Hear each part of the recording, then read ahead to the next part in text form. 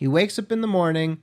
I wouldn't even say morning because he made a big deal about like the Nintendo thing being at 9 a.m. So he wakes up like, I don't know, 10, 11 a.m., has some breakfast, checks his phone, goes on Twitter a little bit, hypes up the first stream of the day, goes upstairs, which he also complained about. He doesn't like the stairs going up and down. Goes upstairs, sits down and plays video games for about 4 hours. Gets done with that, goes downstairs, has dinner, go back upstairs, stream for another 2 to 3 hours. Same thing, hand-holding chat. Goes downstairs, watches movies until it's time to go to bed. Does that sound like a stretch? That sounds like an awesome fucking weekend. Yep. Mm-hmm. That sounds like an awesome vacation. fucking that sounds like a staycation to me. Mm-hmm. Every day. Every single day. Phil stole fan donations that went towards a Project 7 reboot. Fan donations, they weren't fan donations, they were Patreon contributions. That's different. Yes, they were contributions towards a product to which you never delivered upon.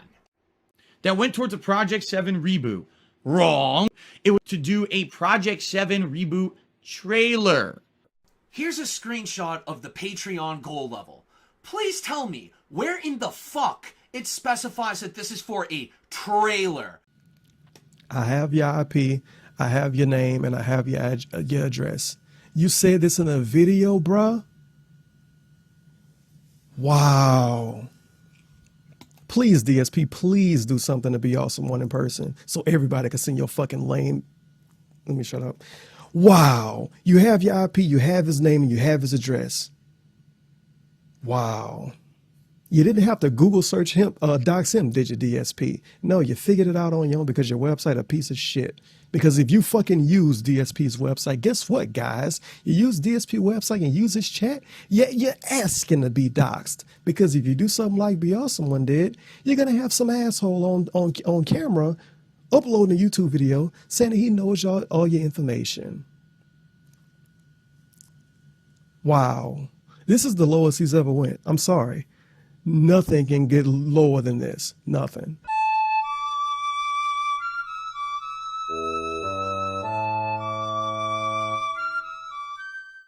Hey guys, Age of the Detractors here, and welcome to an Iceberg video that Phil does not want you to know about. An iceberg that Phil has been trying to hide for now almost 10 years. And this video is iconic because this video is coming up as we're reaching the 10th anniversary of a certain scam that Phil tried to pull called the Project 7 scam of 2015. And this one goes deep. Because most people, they think it's pretty cut and dry, but this one goes so much deeper than anyone, including myself, could ever have imagined. And especially in my research, we found some, even including some brand new lore on this scam. And this one is going to shock most of you, as it shocked me as I learned about it. And with that being said, let's get into it.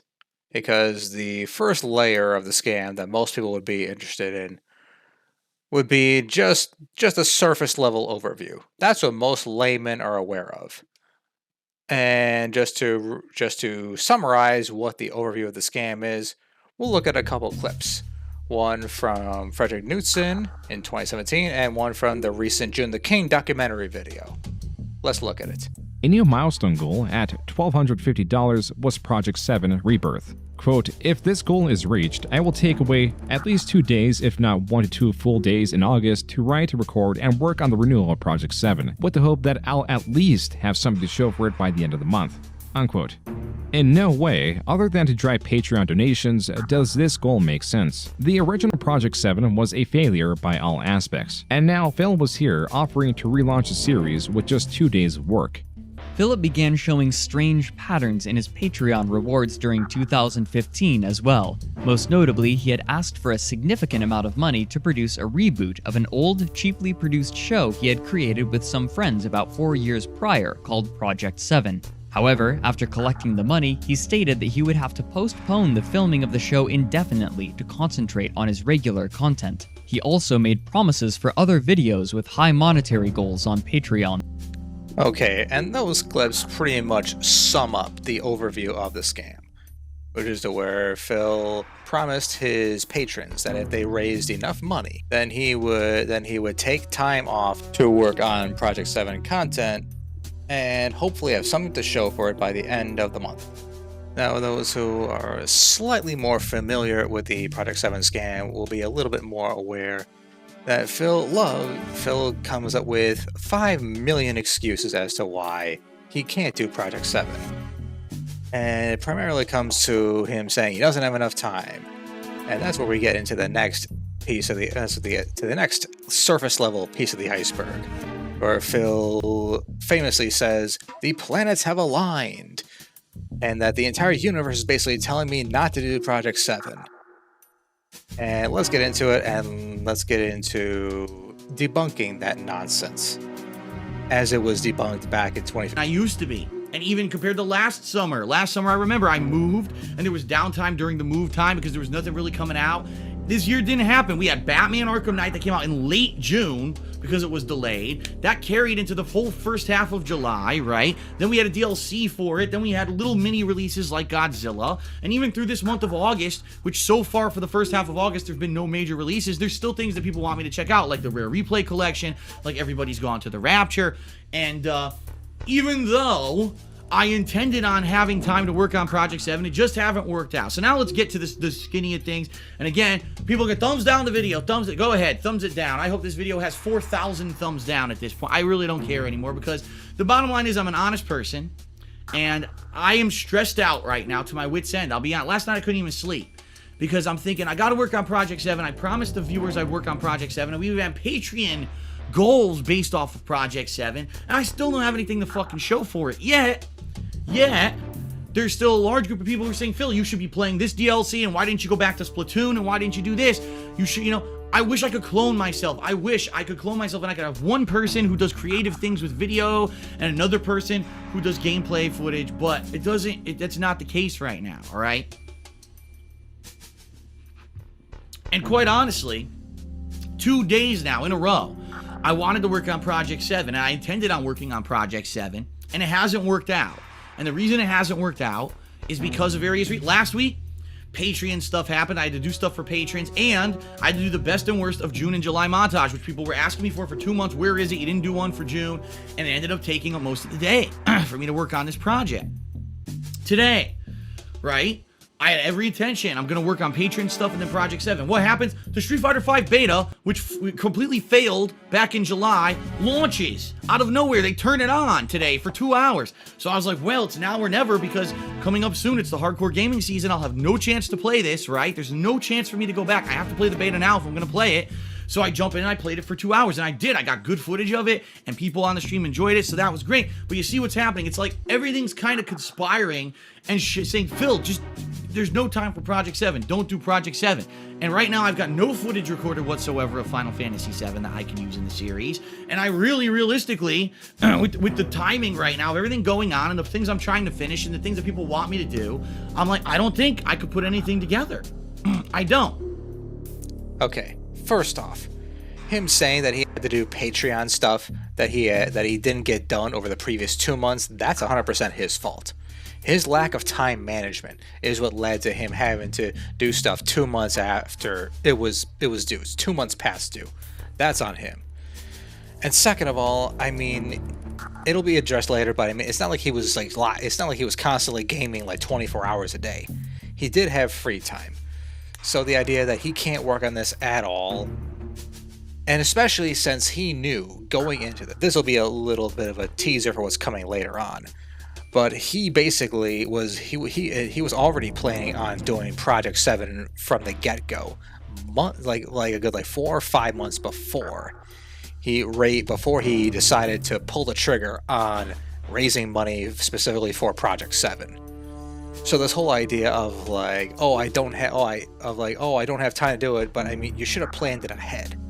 So that's your lack of planning, both for previous Patreon goals as well as getting ready for this.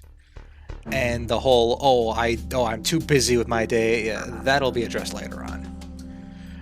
Now let's go on to how the Sons of Kojima reacted when they did an emergency SoCast reacting to the cancellation of Project 7. The reason why he's gonna have to call this off is because the planets have aligned, ladies and gentlemen, and it's as though the universe is telling him not to do Project 7. That every time he tries to do it, every time he tries to make time to work on Project 7, that just things get in the way. For example, today, he had no plans on doing the Street Fighter V beta. He went on record and said, I'm not going to do any more Street Fighter V beta unless I'm 100% guaranteed that it works. And he goes and drops everything at literally a moment's notice. He gets the information that he gets the information that Street Fighter V beta is up, and without checking into it, without anything, he jumps right in, drops everything, and starts streaming. No pre-stream, nothing. Just boom, I got to get out there. These are not legitimate problems. These are not legitimate issues that keep preventing him from doing it. He keeps preventing himself from doing it. Now here we're going to see Phil try to say, oh, I don't have enough time to work on Project 7. And we'll also debunk this by showing Phil's own words that outside of Patreon stuff, he only works like 6 hours a day. Number 2, time-wise, right now, if I were to work on Project 7, with even the days, I said that I would take maybe 3 to 4 days in the month of August to work on Project 7. We all know it didn't work out last week because I was working on that montage, which I had promised first. I had to go first because that had been waiting for 2 months to make the July and June montage, and I had Patreon responsibilities today. Today, again, Street Fighter V out of nowhere. It was maybe this might be the only opportunity for me to ever play it. Of course I'm going to do that today, out of nowhere. And I have more Patreon responsibilities. Tonight, instead of doing any kind of a gameplay stream tonight, I'm going to be doing Patreon perks, mailing out t-shirts. I got 1 or 2 private Q&A videos to do. I've got responsibilities to patrons. So it's not working out. If I were to do Project 7, I would, in 2 more days, so I would have a week from today, which would be the 21st of August, and maybe like the last day of August, the 31st, which is a Monday. Maybe I could cram in sometime then, but do you really think realistically in 2 days, I can write, film, edit, and get something together for you?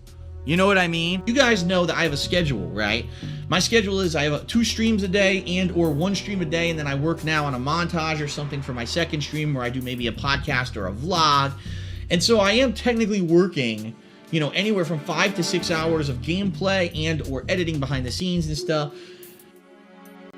Okay, first of all, him saying that he has Patreon responsibilities that he did not fulfill over the past 2 months, that is 100% Phil's fault.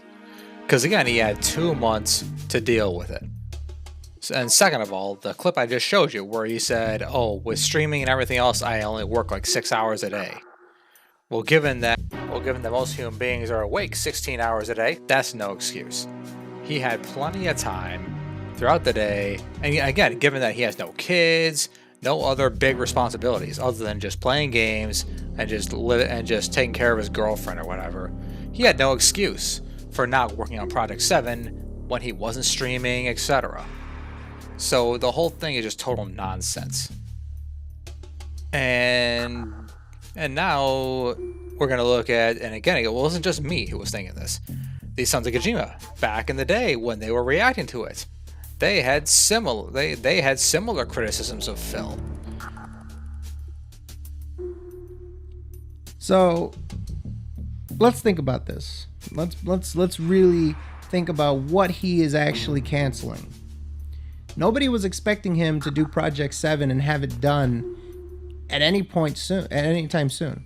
Like, that wasn't what people were asking for. That's not what people paid for. He collected $1,250 to take off 2 streams, essentially 1 day, and work on a teaser trailer.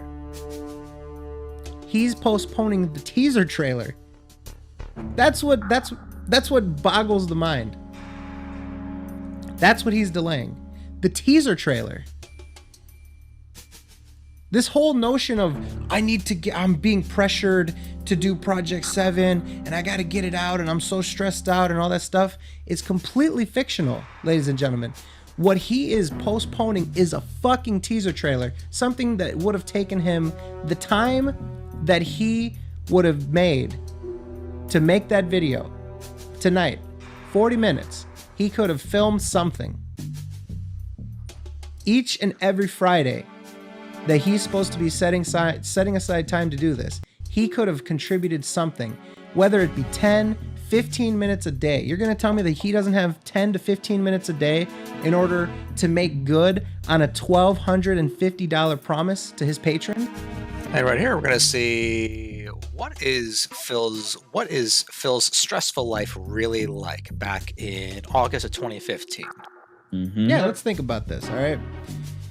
He's a 30-year-old guy. He has his own house that's valued at about $250,000 in a nice neighborhood, a gated community. He's got a girlfriend that's like 10 years younger than him that, you know, he doesn't have to worry about her doing shit, cheating, going out. They don't have like this shady relationship. They're literally like an old married couple. They just stay in the house all day. He wakes up in the morning. I wouldn't even say morning because he made a big deal about like the Nintendo thing being at 9 a.m. So he wakes up like, I don't know, 10, 11 a.m., has some breakfast, maybe pours himself a bowl of cereal, maybe Leanna makes him an omelet, I don't know, whatever. Has breakfast, checks his phone, goes on Twitter a little bit, hypes up the first stream of the day, goes upstairs, which he also complained about. He doesn't like the stairs going up and down. Goes upstairs, sits down and plays video games for about 4 hours with help with a stream chat on how to play it. Literally a live up-to-date guide referencing his class of character, his items, go around that corner and pick up the ration, all that kind of stuff. Gets done with that, goes downstairs, has dinner prepared by his girlfriend, or they get in the car and they hop off to fucking Arby's, whatever else, come back, eat, go back upstairs, stream for another 2 to 3 hours, same thing, hand-holding chat, goes downstairs, watches movies until it's time to go to bed. Does that sound like a stress? That sounds like an awesome fucking weekend. Yep. That sounds like an vacation. That sounds like a staycation to me. Every day, every single day. Yeah. Okay, and just before we wrap this up, we're going to show a little clip of the SOK revealing that Phil's moderators on his website and through his other sources of social media were desperately trying to silence people who were talking about the Project 7 scam and how pissed off they were. Think that the message is being sent to Phil right now that people are not happy about this. And, you know, it was funny because earlier today, I went to the IRC. I mean, that says enough because, you know, they've banned so many people since the last time I got banned at the IRC. I was able to go on there. But I went in there with a random name, and then I changed it to RIP Project 7. And one of the mods, I think it's, what is it, Oblivion Ichigo? How do you pronounce that? Something like that? Oblivion? I don't know. He gave he made a new rule today, no Project 7 talk. So people weren't even allowed to talk about it on the forum. Well, you know, it's a scam. Here's an update. King Addy was banned from the forum for saying, stealing from your own fans. Phil has no shame. He was banned after one post. Okay, so right here, we can see that his whole, the plans have aligned, I'm too busy and stuff. Yeah, it's total nonsense.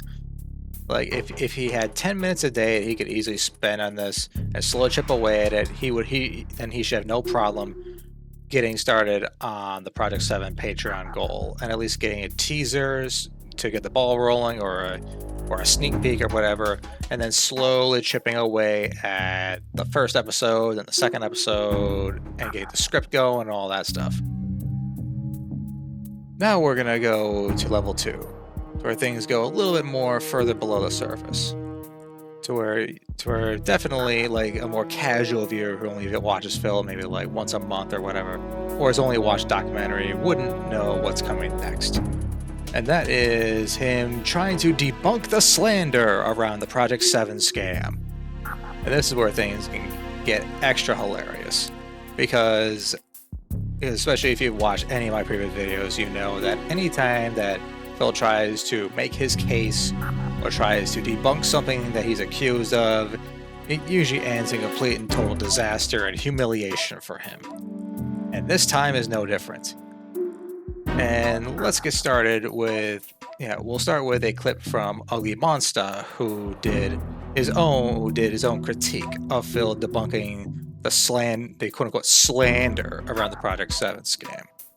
And once we're done with that clip, then we'll go to me demolishing him even further when it comes to trying to debunk the slander around Project 7. But you know what? Maybe he's telling the truth. Maybe his fans don't give a shit that they pledged $1,200 to this man to reboot a certain series and receive a product. Maybe they just want to see Phil play the hot new games. It's not like he talks about this in the future and completely changes his story. Phil stole fan donations that went towards a Project 7 reboot. Fan donations, they weren't fan donations, they were Patreon contributions. That's different. Yes, they were contributions towards a product to which you never delivered upon. That went towards a Project 7 reboot. Wrong. It wasn't for a Project 7 reboot. It was for me to take some time out that month to do a Project 7 reboot trailer. Here's a screenshot of the Patreon goal level. Please tell me where in the fuck it specifies that this is for a trailer. Because I'm pretty sure it says he's rebooting this series, not that he's taking some time off to make a trailer. You are blatantly fucking lying here. A trailer that was probably going to be 30 seconds long. And yet you still didn't make it, you fucking liar. What really happened was, when I used to do Patreon more heavily, because I was more heavily into YouTube videos rather than streaming, I would have these goal levels set on Patreon. And so it would be like, if we raise $200 something this month, I'll do this. If we raise $500 this month, I'll do this. If we raise $850, I'll do this. And one of the goal levels that month was I would take time away from doing gameplay for a while, probably maybe, 2-3 nights a week, to work on this Project 7 reboot trailer. And, excuse me, sorry about that, indigestion. If I remember correctly, it was like a tier 3 goal, so we had already hit 2 goals below it. So it was probably something like, and I have no idea if this is actually what it was at this point, so please don't take this as a fact. I'm gonna estimate it was like, the goal was from $450 to $800. So if we raised those $350 extra, I would make the trailer. So essentially what you're saying is $350 raised to pay for my time that I'm not going to be making videos, to make up for those lost videos, because I raised it via Patreon. I'm going to work on a Project 7 trailer. Okay? So essentially... Okay, Phil knows he's full of shit here. Because the most obvious question in the world is, hey Phil, what was the trailer for? What is the purpose of a trailer? And the purpose of a trailer is to build up hype and enthusiasm and excitement for a new project or a new movie or a new video or whatever the fuck it is. And I mean, we literally just saw the screenshot there. So shout out to Ugly Monster for bringing that up, as well as June the King for showing it in his documentary. The title of the goal was called Project 7 Rebirth Begins! ! So yeah, Phil has no leg to stand on here.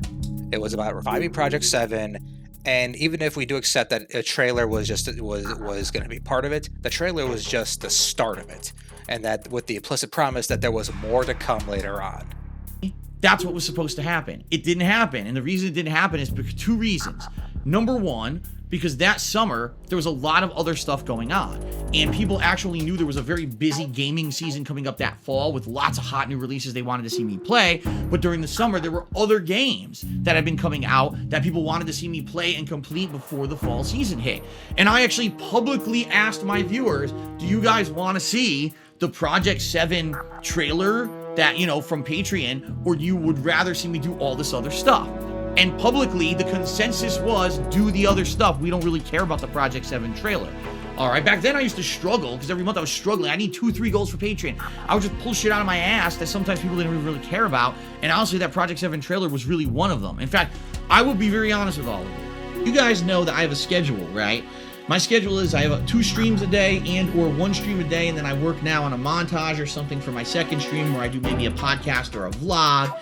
And so I am technically working, anywhere from 5 to 6 hours of gameplay and or editing behind the scenes and stuff.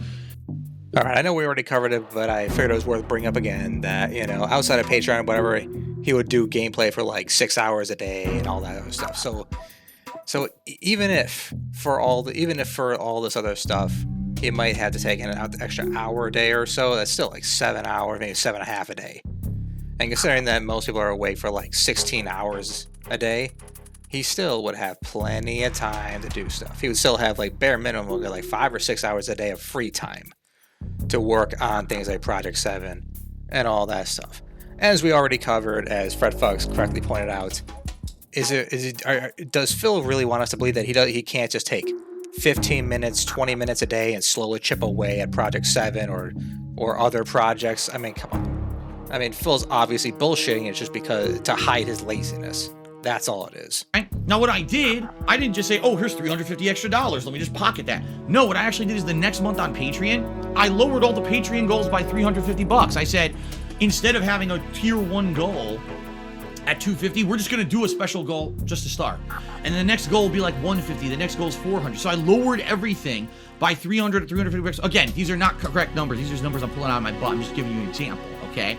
Now, this is a mediocre distraction by Phil, saying, oh, I lowered the goal levels by a few $100, therefore I'm technically not pocketing the money. Well, first off, Phil, yes, you did pocket the money. Because as he'll say here, he did not give back any of the money to anybody who donated that month or previous months towards Project 7 related content. So yes, the money was pocketed. And second of all, him just saying, I gave everybody else a discount on future stuff. I mean, imagine going to a sandwich shop. You give them your money and you say you want a meatball sub. But instead of that, they don't give you the meatball sub. They'll give you like half a meatball sub. But then instead of giving you your money back or just trying to make it right, they say, okay, how about this?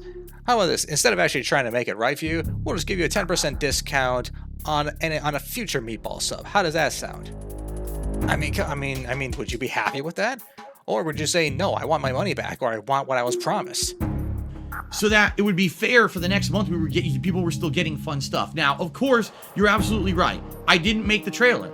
I 100% will tell you I didn't make the Project 7 trailer. I never made it. But it was because my viewers at the time were telling me not to. That it was a bad goal. I should have never done it. I should have been doing other stuff. That's what they wanted to see me do. So I did what my viewership told me to do. And to this day, people still tell me I stole money. And see what he did right here. He said, the viewers told me to do this. But again, and what he's not mentioning here, because for good reason, is that it's not about the viewers at large. It was about the patrons who paid you money to do something. That's the essence of the issue here. These people paid you money in order to get a product, and you did not deliver that product. You didn't deliver anything even close to that product. And again, just saying, I asked my viewers. Well, did you ask your patrons? Did you ask did you ask Sammy Samosa or Kay Gallion? Did you ask any of those people how they felt about this whole situation? Nope. And no. You just asked your viewers at large who did not pay you money to ask them what they thought. So they had no skin in the game. And that's the core of the issue. Is that, and again, yes, you did steal money. You scammed them out of, yes, they gave you money to deliver a product, and you did not do anything even close to delivering on that product. That is what we call a scam. And scams are a form of stealing, Phil. This is basic English 101. And didn't do Project 7 again, even though none of that was promised. It was for a 30-second trailer, no money was stolen, and I actually gave it back kind of the next month via lowering all the goals. Now, the other thing is, all right. Okay, now right there, he just said I quote-unquote paid them back kind of by lowering all the goals. Now, as I already mentioned, that's already bullshit. But there's a big asterisk to that part where he says lowering all the goals. And we'll get to that when we get to the level 4 of the Iceberg. Because there's a giant asterisk to that one that Phil never mentions, and that Phil has, for the most part, tried to memory hole into oblivion. Because that leads to an even bigger part of the Project 7 scam that a lot of people don't know about or have forgotten about. But we'll get to that in just a little bit. The other thing is that some people said, why didn't I just refund all the money? You can't. The reason being was there's no way to tell who pledged on Patreon just to see Project 7. It's not like a crowdfunded, it's not like a GoFundMe. You know, when you go to a Kickstarter and you want to finance a campaign, oh, I paid you $5 because I want to see you make a video game, right? That's not how it is. People give me Patreon money because just in general, some people just like the content I put out. Some people are actually directly pledging to get a perk level, a reward level. Some people want a goal to be hit. So they're all pledging for different reasons. You can't specifically say, okay, well, I had 1,000 people who pledged to my Patreon this month. Gee, I wonder how many actually pledged just to see the Project 7 reboot. How do I refund them specifically their money? You can't. It's impossible. It's just a stupid thing that kids would suggest is like, oh, see, Phil didn't refund any money, therefore that's why he stole the money. You can't refund the money, dumbass, but that's the thing. They'll say that stupid shit just to make me look bad, okay? So the whole Project 7 thing was complete nonsense, all right? Alright, and to no one's surprise, Phil is lying through his teeth when he said he couldn't refund money for Project 7, because he says he had no way of knowing who donated to Project 7. Well, sadly for Phil, we have documented proof that he did know, that he could easily find out who donated specifically for Project 7, or at least who some of the people were, because there is a specific Patreon goal level, specifically for Project 7. And here it is right here. And I have a few of the web pages left that are still archived and still available. And this one, the $75 goal level. And he started in February 2015. And let's read it. Patrons who donate $75 or more a month will be featured, if they desire to be, in a future episode of Project 7 or another creative project. This can be audio, visual, or both based on the script. Note: a delivery date cannot be accurately given at this time for this perk, as Project 7 needs to launch and be established before this can be worked out into the plot. So he specifically mentions Project 7 here, so clearly Project 7 was the major push for this. This whole or another creative project really doesn't mean much, because he didn't have any other creative projects at the time. And he gives some examples: voiceover, voice acting, a short webcam video, just being randomly featured somehow, etc. So right here, this is documented proof that there were people who donated to him specifically for Project 7. And we'll go over, there's only 3 months available to where we do have documented proof that people were pledging as patrons here. And the one you're looking at right now is from February, and we have 4 patrons for the month of February.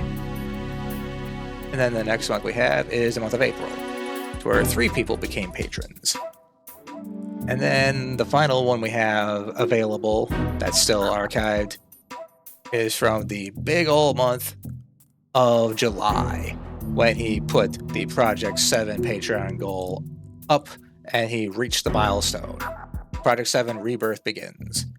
And in that month, because the hype was at its peak, another 4 people became patrons, another 4 patrons gave him $75 or more a month. Okay, so now we can crunch the numbers over those 3 months, and those are the only months that we have available. So the amount that he could owe and the amount of people who may have pledged to the $300 tier is probably higher than this, but this will give us a minimum amount. So 4 patrons times $75 a month. That's 300. And then we had 1 less, so we're going to subtract only. So we're going to say, okay, $75 less. That's easy math. That's $225 for the month of April.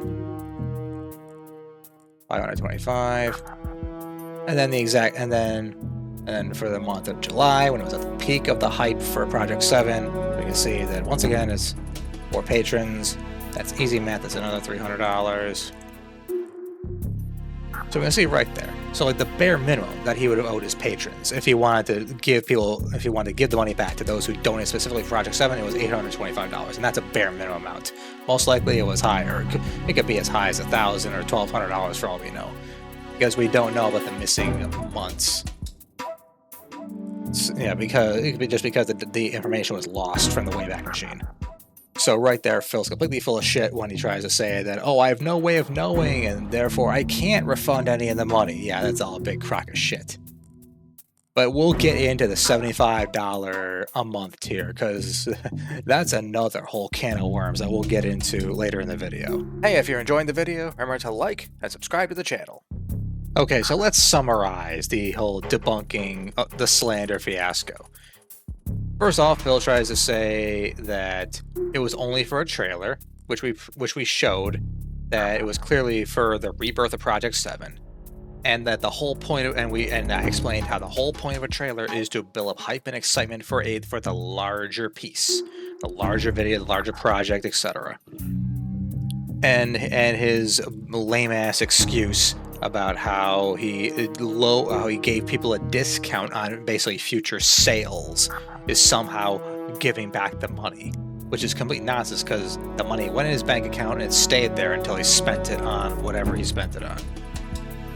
And his whole bullshit excuse of how, he can't refund people because he doesn't know who donated specifically for Project 7. That's all bullshit because there was a specific Patreon goal level specifically for that, and it was his top tier membership.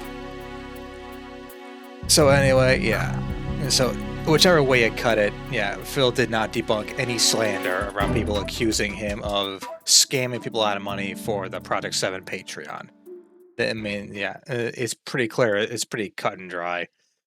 But don't worry, because what happened was the next part of the iceberg. That's where things get juicy. And that was when we started seeing, just 2 days after he announced that he completed the Project 7 scam and said Project 7's dead, that was when he encountered 2 massive waves of copyright strikes. And this is directly connected to Project 7, because it's no coincidence these happened in just a matter of days after he said Project 7 was dead and that he can't work on it anymore.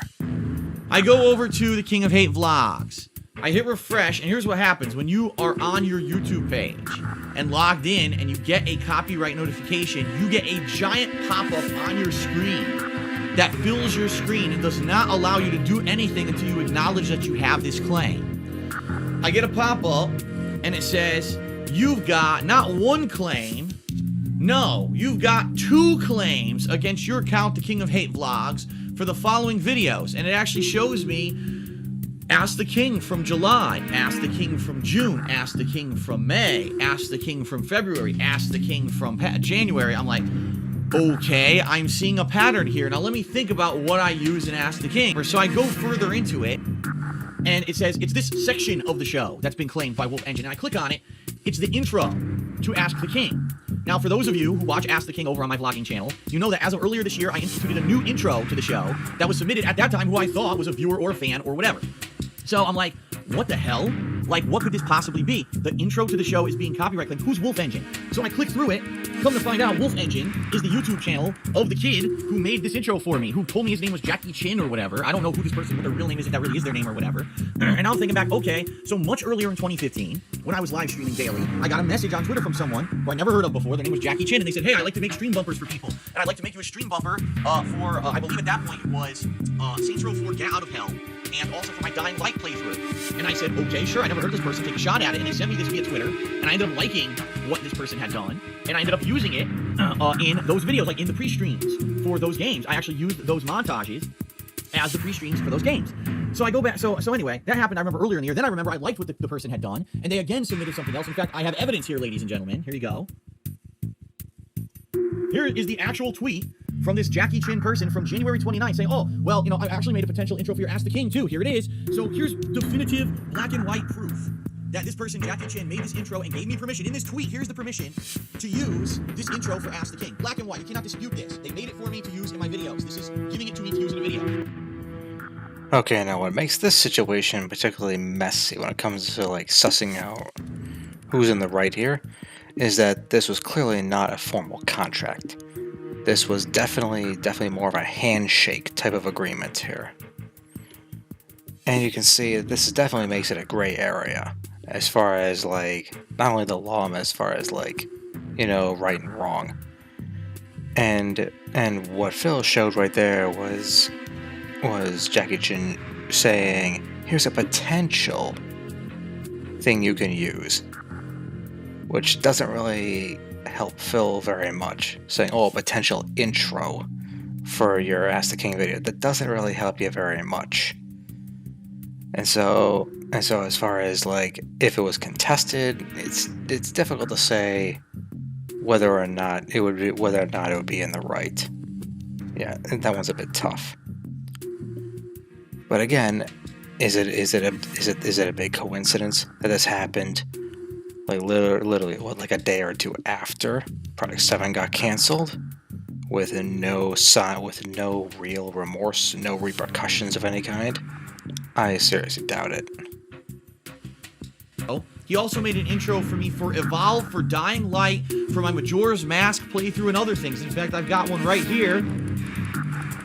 Here's evidence straight from my forums that back in February, after making that intro for Ask the King and doing these other bumpers, this person had gone out of their way to make more. This one actually talks about Majora's Mask and a few other things. Game of Thrones he had done one for, whatever.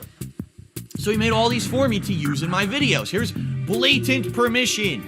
Blatant black and white permission to use this in my videos. You can't dispute this. It's black and white, right? So then... And once again, this is very clearly a bit of a gray area, because nowhere in this clip, nor in the previous clip, did Jackie Chan explicitly say, you have free license to use however you want, or you have my permission to use this, yada yada yada. He just said, here's a bumper. That's it. Now, what does make Phil's case a little bit stronger here is actually multiple things. Number one is the fact that this time he clearly says, here's a bumper sticker, not here's a possible bumper sticker. So that does make it a little bit stronger. And then number two is the fact that he says, I'm going to be making additional bumpers for you for this and that and the other thing. That helps Phil's case. And then also, thirdly, one thing that, if you look at the previous screenshot, the initial one that you showed previously, it was in January. And now the copyright strikes are only happening now in August.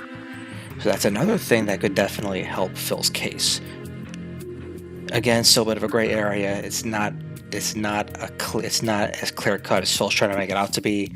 But I'm just being fair to Phil.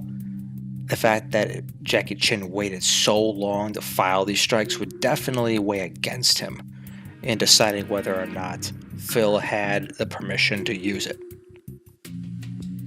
So he had done all this stuff.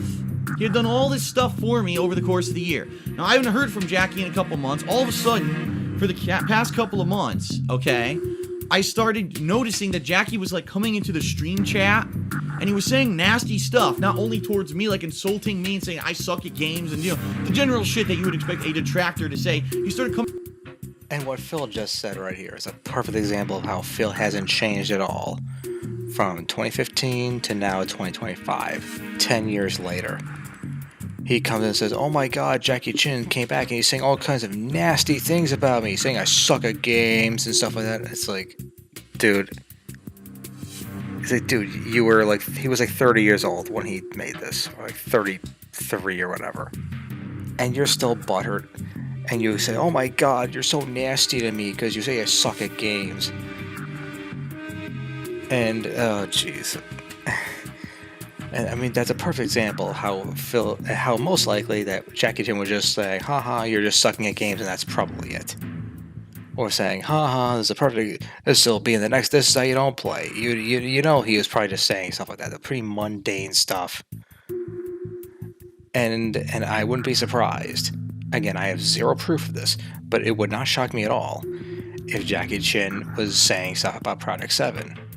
And unjokingly saying, yeah, I can't wait for Project 7 to come out. I can't wait. I wouldn't be surprised with that. Based on everything that I've seen, and based on everything we've covered so far, which is already just like scratching the surface. Especially considering the clips we showed of the SOK reporting that the moderators were basically trying to censor anyone who mentioned anything about the Project 7 being canceled. Anyway, let's continue.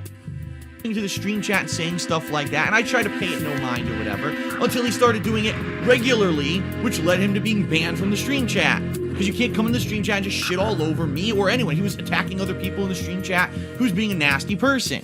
Then this past week, he starts going off his rocker, saying insulting and just stuff on my website. So of course he gets banned there. What do you want me to do? If you're gonna associate with that kind of behavior, you're gonna have issues. Now, Okay, so I think we can piece together exactly what happened here and exactly why the copyright strikes probably most likely happened.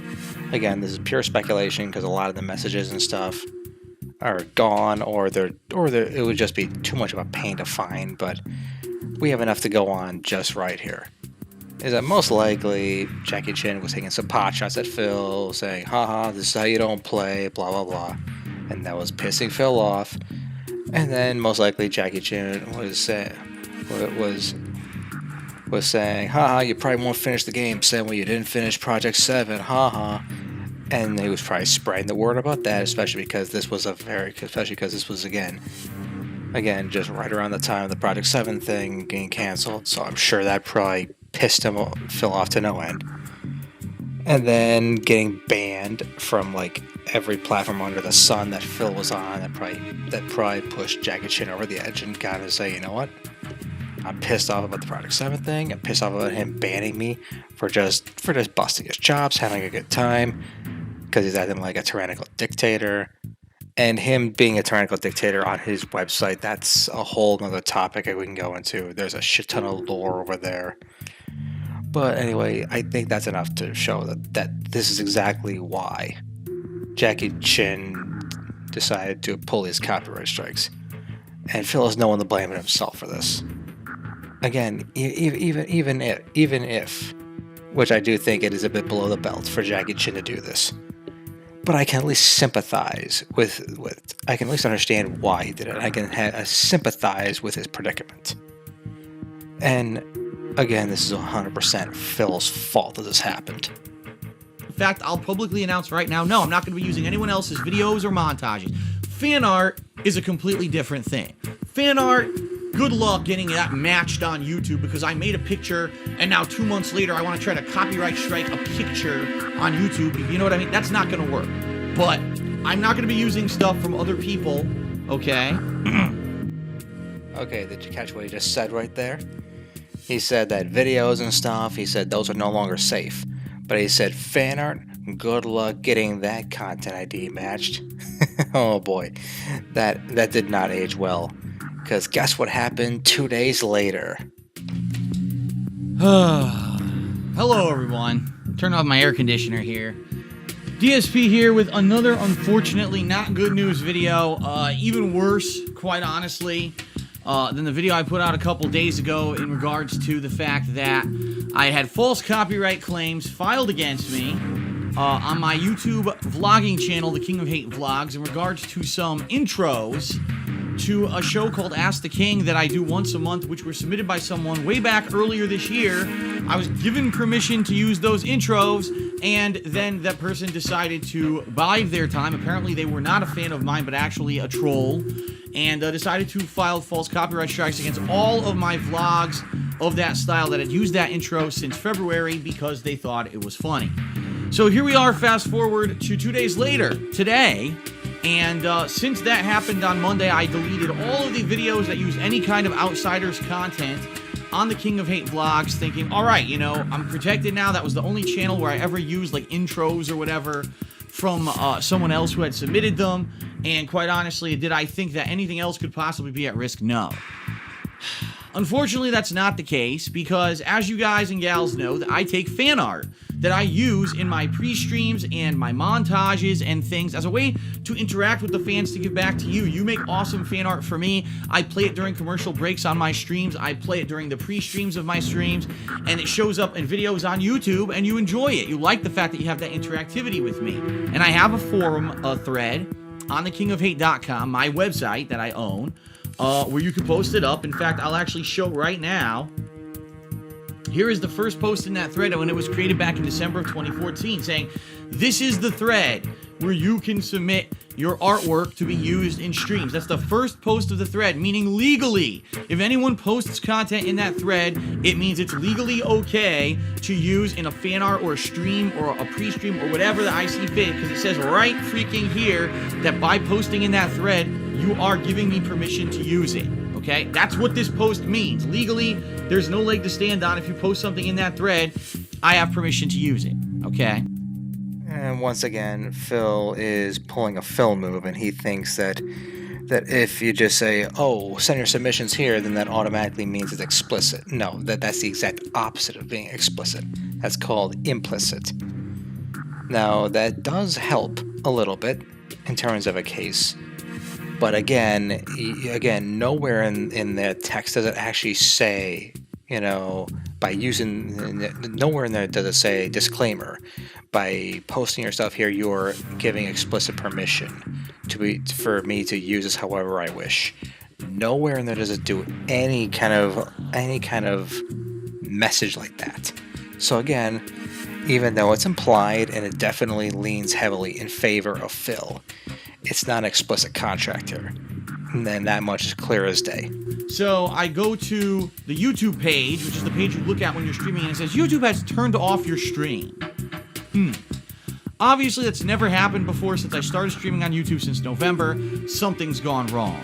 So, of course, just like what happened with the King of Hate vlogs, I refreshed my page on DSP Gaming, and I got a big pop-up in my face forcing me to look at it saying, Dear DSP Gaming, you have received a copyright strike against this particular video, and you can counter-notify it or whatever, blah, blah, blah, but your ability to stream has been revoked because you have a copyright strike against your DSP Gaming account.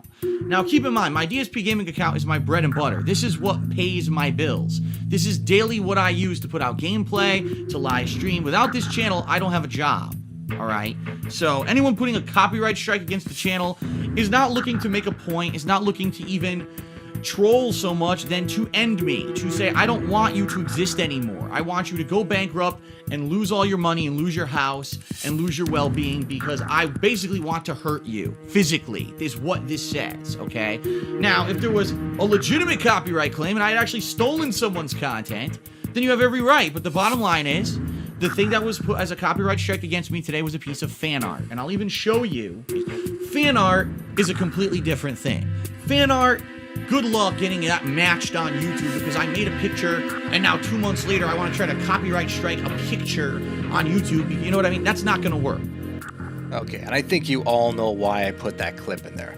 Not only just to show Phil just completely missing that fan art could be flagged if it's under the wrong circumstances, but also it's just a classic sign of Phil not learning. And by the way, he still does the same today. It is a lesson number 1 of being on the internet. Do not antagonize your haters. Do not provoke your trolls, because that'll just make them even more hell-bent to try to find ways to destroy you. And this is a perfect example of that. He said fan art is safe, so good luck doing it. So what do you think that's gonna do? That's gonna provoke the trolls into trying to attack you that way. Oh man, and Phil still does this still does this 10 fucking years later. It's unbelievable. Anyway, let's get back to it. The claim that was put up here, I think this is it. Hold on.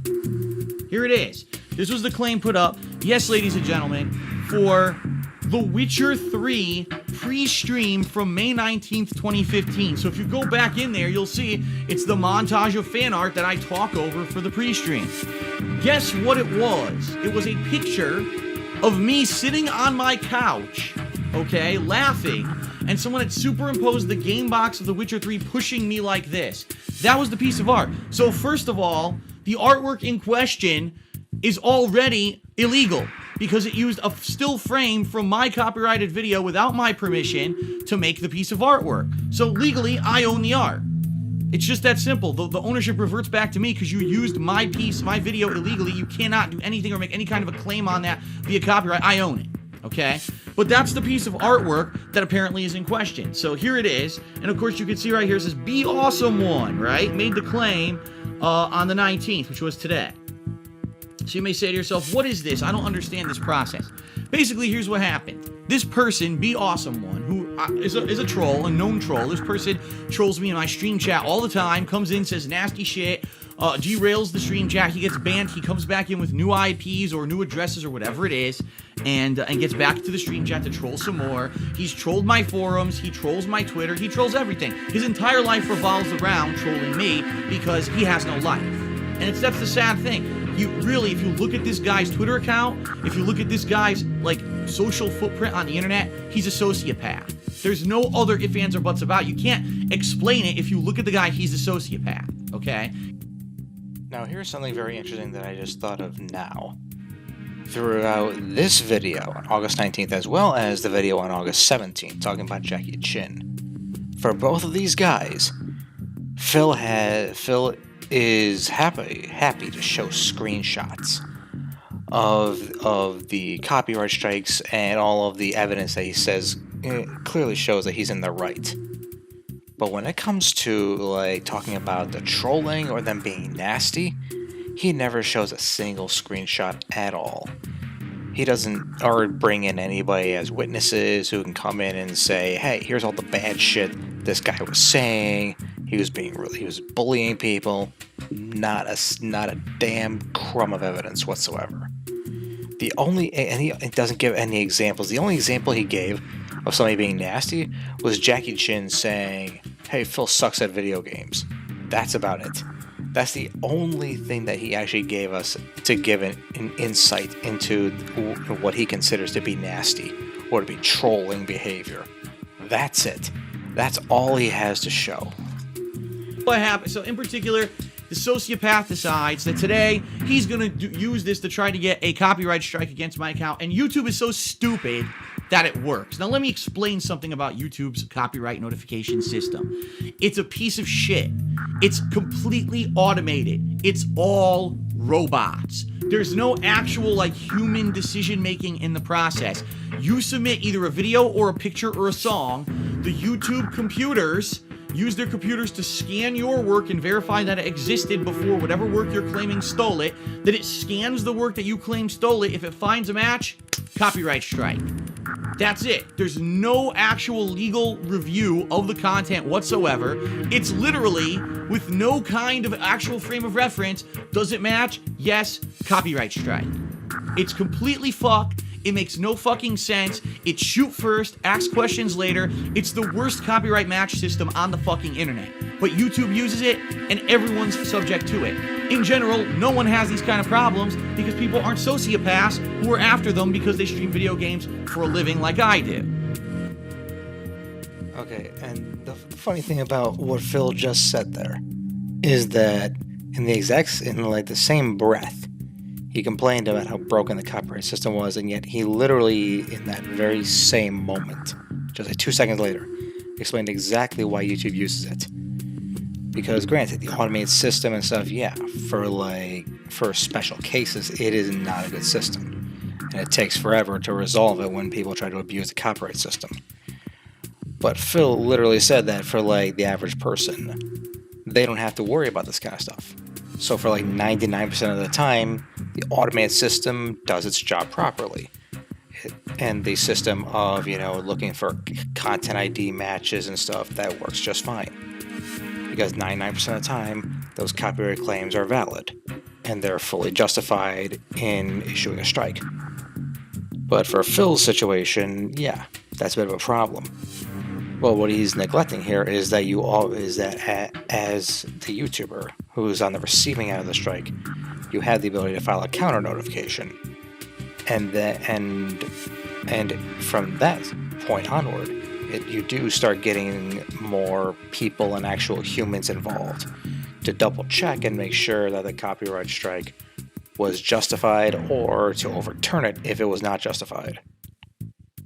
Group of people on the internet that call themselves whatever, and they're my detractors, right? And they circle jerk each other constantly on Twitter and on their own social media. They have their own streaming groups. They have their own fucking YouTube channels, and all they do is steal my content illegally, make funny montages, make fun of me, and say nasty stuff about me, and I can let it all go. And even when I was DDoS attacked and swatted, I tried to make a point in my reaction to those videos. I said, listen, the reason why those things happened earlier this year is because of these people, these sociopaths, who for whatever reason have nothing better to do with their lives than attack me.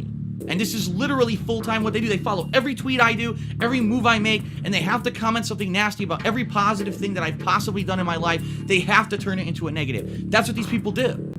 All right? And here we go again for the 100th time.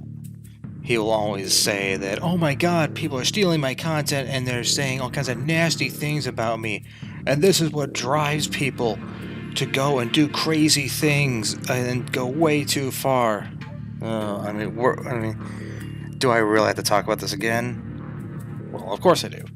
Of course I do, because it's just hammering home the point once again that Phil, he'll always take like the tiny group of crazies and then try to use that to slander all of his haters, all of his critics. And it's also amazing he's trying to say that, oh, people making funny fail montages about me or making videos criticizing me that's the reason why people are going crazy now and destroying my life. And oh my god, they're sociopaths. It's unreal. And the funny thing is that to some extent he'll still try to do the same thing now. In like modern day 2025, he'll still try to blame all of his woes on his quote-unquote detractors or his critics, which it will never cease to amaze me. And I mean, Phil hasn't changed one bit in the past 10 years, despite constantly talking about how he's changed and how he's a much more calm, level-headed person.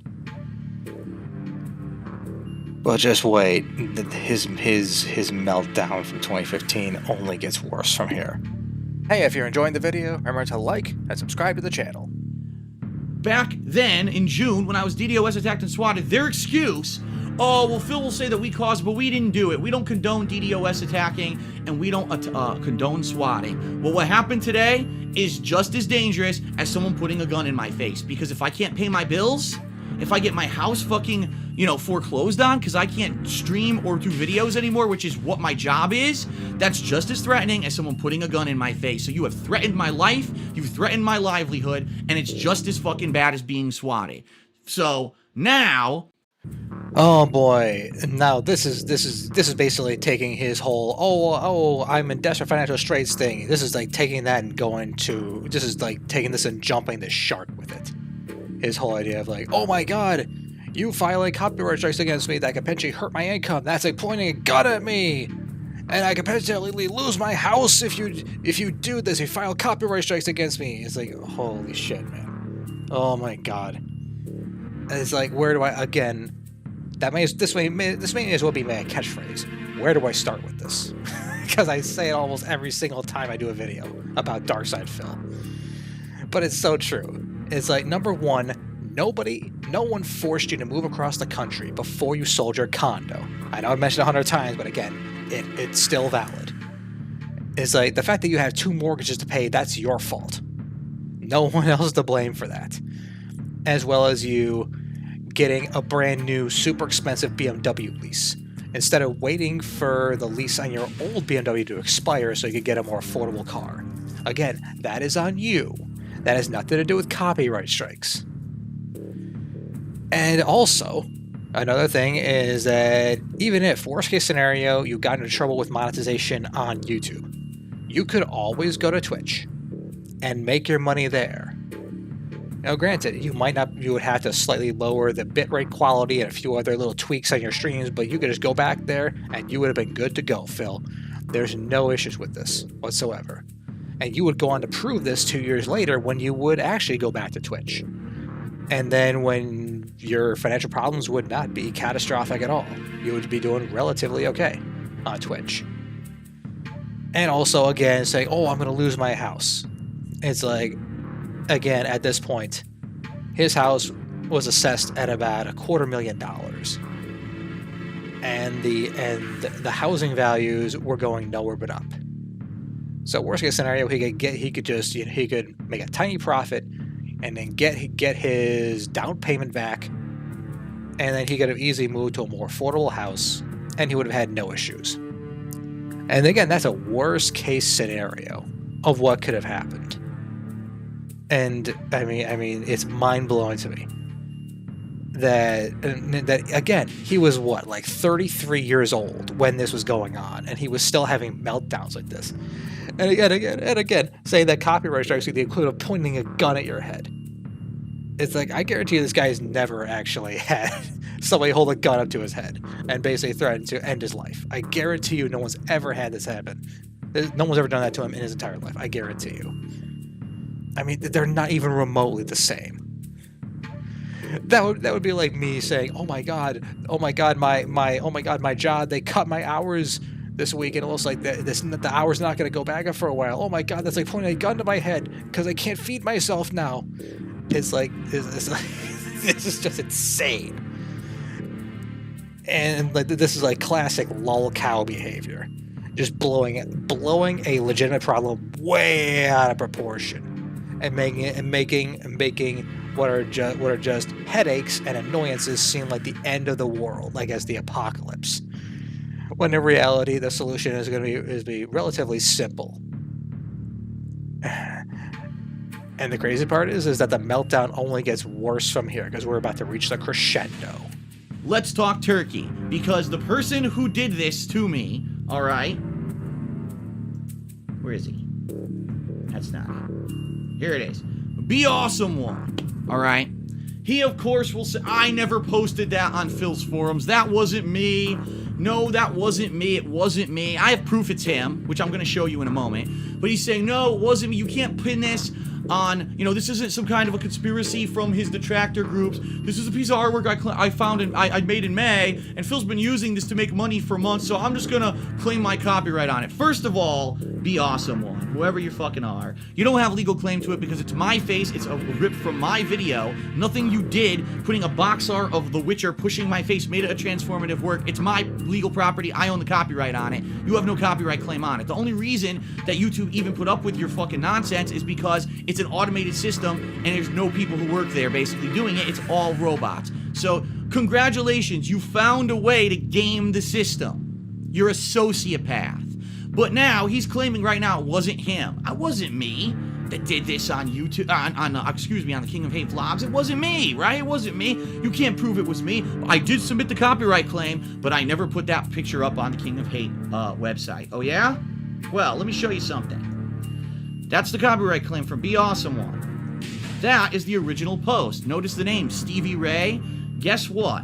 This guy is such a genius that he's posted on my website under the same IP multiple times. In fact, all of these accounts that you see on the right-hand side of your screen right now are the same person. Oh, gee, does that top account look a little familiar? Be Awesome One. And yeah, he's also done all these other accounts over the past year, every single one of which was a troll account, trolling myself and other people on my website. If you need proof he's a sociopath, he created 7 accounts, different accounts, to troll people on my website. And once again, Phil shows absolutely no proof as to what Be Awesome One actually did to engage in trolling. He didn't show any evidence of issuing death threats, doing bullying, harassment, saying hateful slurs. He didn't show any evidence of doing anything that would be considered a good reason to try to ban this guy and get him out of the community. He showed zero proof of anything. And say, for all we know, Be Awesome One just said, haha, you suck at video games, and Phil will consider that trolling. Or he just try to make some smart remarks about how his girlfriend is a mean-spirited bitch or something like that, which was like another common thing, and it was pretty well warranted based on her very snippy attitude, which was almost identical to Darkside Phil. It was probably something like that, and this is considered trolling. I absolutely guarantee you.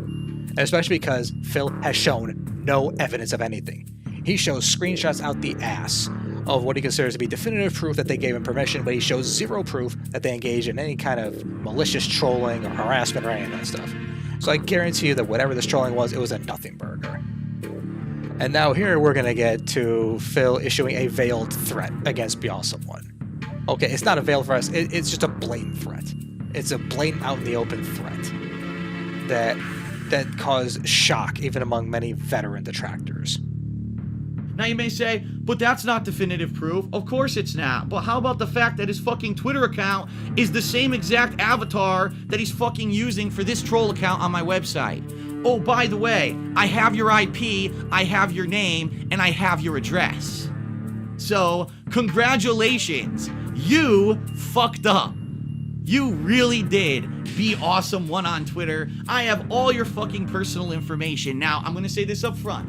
I'm not going to give it out. I'm not going to give it out. This is not a doxing video. I do not condone it. I will never give out someone's personal information or anything like that whatsoever. However, understand something. I got you. So, you're in trouble. If I hired a lawyer right now, I could sue you. False copyright, defamation, I have evidence of everything. You're lucky that I am busy. You're lucky that I don't have unlimited funds to go after you. You're lucky because I could if I wanted to. Yep, you heard that right. Phil basically just issued like a mafia-style threat against Be Awesome One by just saying, hey, I know your name and I know where you live, so don't fuck with me. Oh, jeez. And for those unaware, the way that Phil found out Be Awesome One's real name and real address is because anytime, this is one of the more insidious things about Phil's website, is that when you use that website, it automatically rips your IP address. And then Phil can use that, and his moderators can use that, to not only find out where you live, but also to find out your real name. That's one of the more insidious things about Phil's website. And I have no idea whether or not that practice is still going on. Most likely it is. So that's one of the more crazy things. And the fact that he just openly threatens the guy and says, hey, I can sue you into oblivion if I wanted to. It's just mind-blowing. And it shows that Phil never thinks this through. He never thinks things through, or at least not thinks them through well enough, because Phil at this moment had no idea just how much damage this would do to his reputation, and how much backlash he would get for threatening somebody who was allegedly trolling him. And granted, doing the copyright strikes, yeah, that was below the belt. Be Awesome One shouldn't have done it. But I mean, this was like the most ridiculous overreaction you could possibly engage in when it comes to false copyright strikes. I mean, it's astounding. Now, and if I were to speculate, I think that Ashton, one of Phil's former friends from King Casino, I think they would react like this if they saw Phil openly threaten somebody and say, hey, I know where you live, so don't fuck with me. Whoa, buddy! And just to show you, it wasn't just me who thought about it. It wasn't just me or the Sons of Kojima who reacted like this. One of the big detractors back then, Almighty Tevin, had a similar reaction. Let's watch. The copyright I can file a copyright claim and say Machinima filed it. It won't be legit, but I can do it. Well, let me show you something. That's the copyright claim for Be Awesome One. Are we going to show a that tweet is now? The original post. Notice the name, Stevie Ray. Guess what? Oh, yeah. This guy is such he a used that genius name again, didn't he? that he's posted on my website under the same IP multiple times. In fact, all of these accounts that you see on the right-hand side of your screen right now are the same person. Oh, gee, does that top account look... DSP is proven that his mods, his website, whatever, he proven that they track IPs and that they, copy down or remember IPs. Because how else would he know that 1, 2, 3, 4, 5, 6, 7 accounts are Be Awesome One if he didn't know the fucking IP? Are you fucking serious, DSP? You might as well say right after this, we have his IP. You might as well say that because this is fucking proof. What else could prove this? His website and his mods already been exposed for all kind of shit. You're really gonna show all of these usernames on the screen and say all of these usernames are the same person. It's the same thing as saying all of these usernames are the same IP. Because how else would you know? Were you in a bathroom watching them? Did you fucking look through the blinds? No. IP. Good job, DSP. Good job. Your website is even more credible now. I really want to join it, and I really want to donate to your fucking Patreon. Familiar B, Awesome One, and yeah, he's also done all these other accounts over the past How do you year. know? Every single How do you one know? of which was a troll account, How do you know? trolling myself and other people on my website. How do you know it's the same if dude? you need proof he's a sociopath, he created 7 accounts How do you know with it's the same different dude? accounts to troll people on my website. How do Now you know may it's the say, same dude? But that's not definitive proof. Of course it's not. But how about the fact that his fucking Twitter account is the same exact avatar that he's fucking using for this troll account on my website? His Twitter account is the same avatar he used for one picture. Plus, on top of that, that's Stardust. Plenty of people are Stardust fans. I mean, that's kind of a fucking cop-out, but how do you know it's the same dude? Are you gonna tell us how? No. He's not gonna tell us. By the way, I have your IP, I have your name, and I have your address. Are you...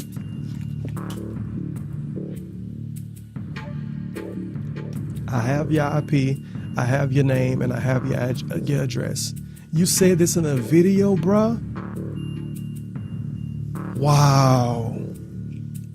Please, DSP, please do something to Be Awesome One in person so everybody can see your fucking lame... Let me shut up. Wow. You have your IP, you have his name, and you have his address. Wow. You didn't have to Google search him, dox him, did you, DSP? No, you figured it out on your own because your website a piece of shit. Because if you fucking use DSP's website, guess what, guys? You use DSP website and use his chat, yet you're asking to be doxxed. Because if you do something like Be Awesome One did, you're gonna have some asshole on camera uploading a YouTube video saying that he knows all your information. Wow.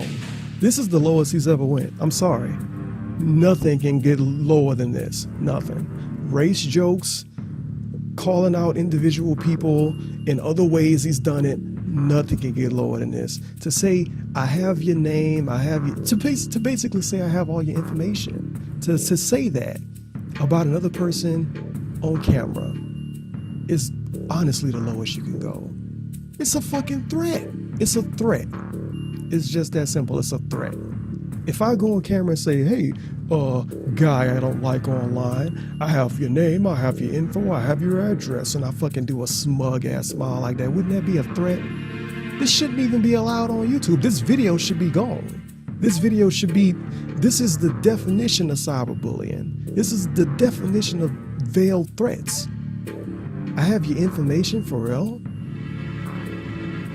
Okay, so let's wrap up this whole situation before we move on to the next layer of the iceberg. So Darkside Phil announced that Project 7 was canceled on August 14th, 2015. Then, just a few days later, we got the first wave of copyright strikes by Jackie Chin on August 17th, 2015. And then, 2 days later, on August 19th, we get the strikes from Be Awesome One. So, by any reasonable standard, it's safe to say that these are directly connected to Project 7. I mean, the timing is it's just too close, just to say that it was just a coincidence. So those are directly. So the strikes were intricately linked to the Project 7 scam. And now we're gonna go. Now, as far as the copyright strikes go, yeah, it is below the belt. It was wrong to file the strikes, especially when it's months after initially giving permission. But again, this was almost there's a 99% chance that this was all 100% Phil's fault for scamming his viewers out of Project 7, and also him trying to claim this is threatening his livelihood. No, it's nonsense. Copyright strikes are not the same as pointing a gun to your head. And I mean, especially because there were plenty of other platforms like Twitch who would have gladly welcomed him with open arms. And again, any financial problems he had were the result of his own bad choices and overextending himself with 2 mortgages and a expensive car lease he couldn't afford, among many other things. So him making a mountain out of a molehill, that doesn't really fly right now when it comes to the copyright claims. And again, And again, you know, even though I do think that those copyright strikes, especially doing it, you know, after the fact, was wrong, it still doesn't justify his insane behavior and spurting out like a lunatic and openly, you know, threatening beyond someone, right? Saying, I have your name and, you know, I know where you live, so I got you. I mean, that is absolutely insane. So now with all that taken care of, now we can move on. Because we've already established that this is just another spectacular meltdown. Now we're going to move on to level 3. This is going to be a more hilarious piece of Darkside Phil Project 7 scam lore. The one known as Paymetons. Now those who've been around for quite a while, they probably know this one very well.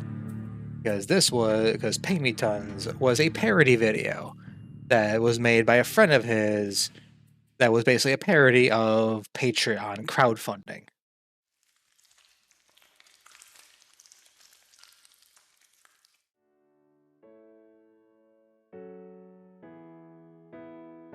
Hi, my name is John, and I'm special because I upload videos to the internet. But being so important does have its dark side. In fact, it means that my life is much more difficult than everyone else's. While you're following the average path of working a traditional job, attending school, or perhaps both, I'm following my dreams and busting my ass. Talking over video games, posting breakfast pics, and vlogging about movies that I hate. Creative things. And as we all know, creativity is fueled by pure cash. This is why I've opened a Paymetons account. It's an internet website that allows people like me to receive lots of creativity from people like you. Simply log in and transfer the entirety of your bank account into my Paymetons account. I won't even get out of bed for less than $50. And then together, we'll make sure that the world, well, my world, is a much more creative place.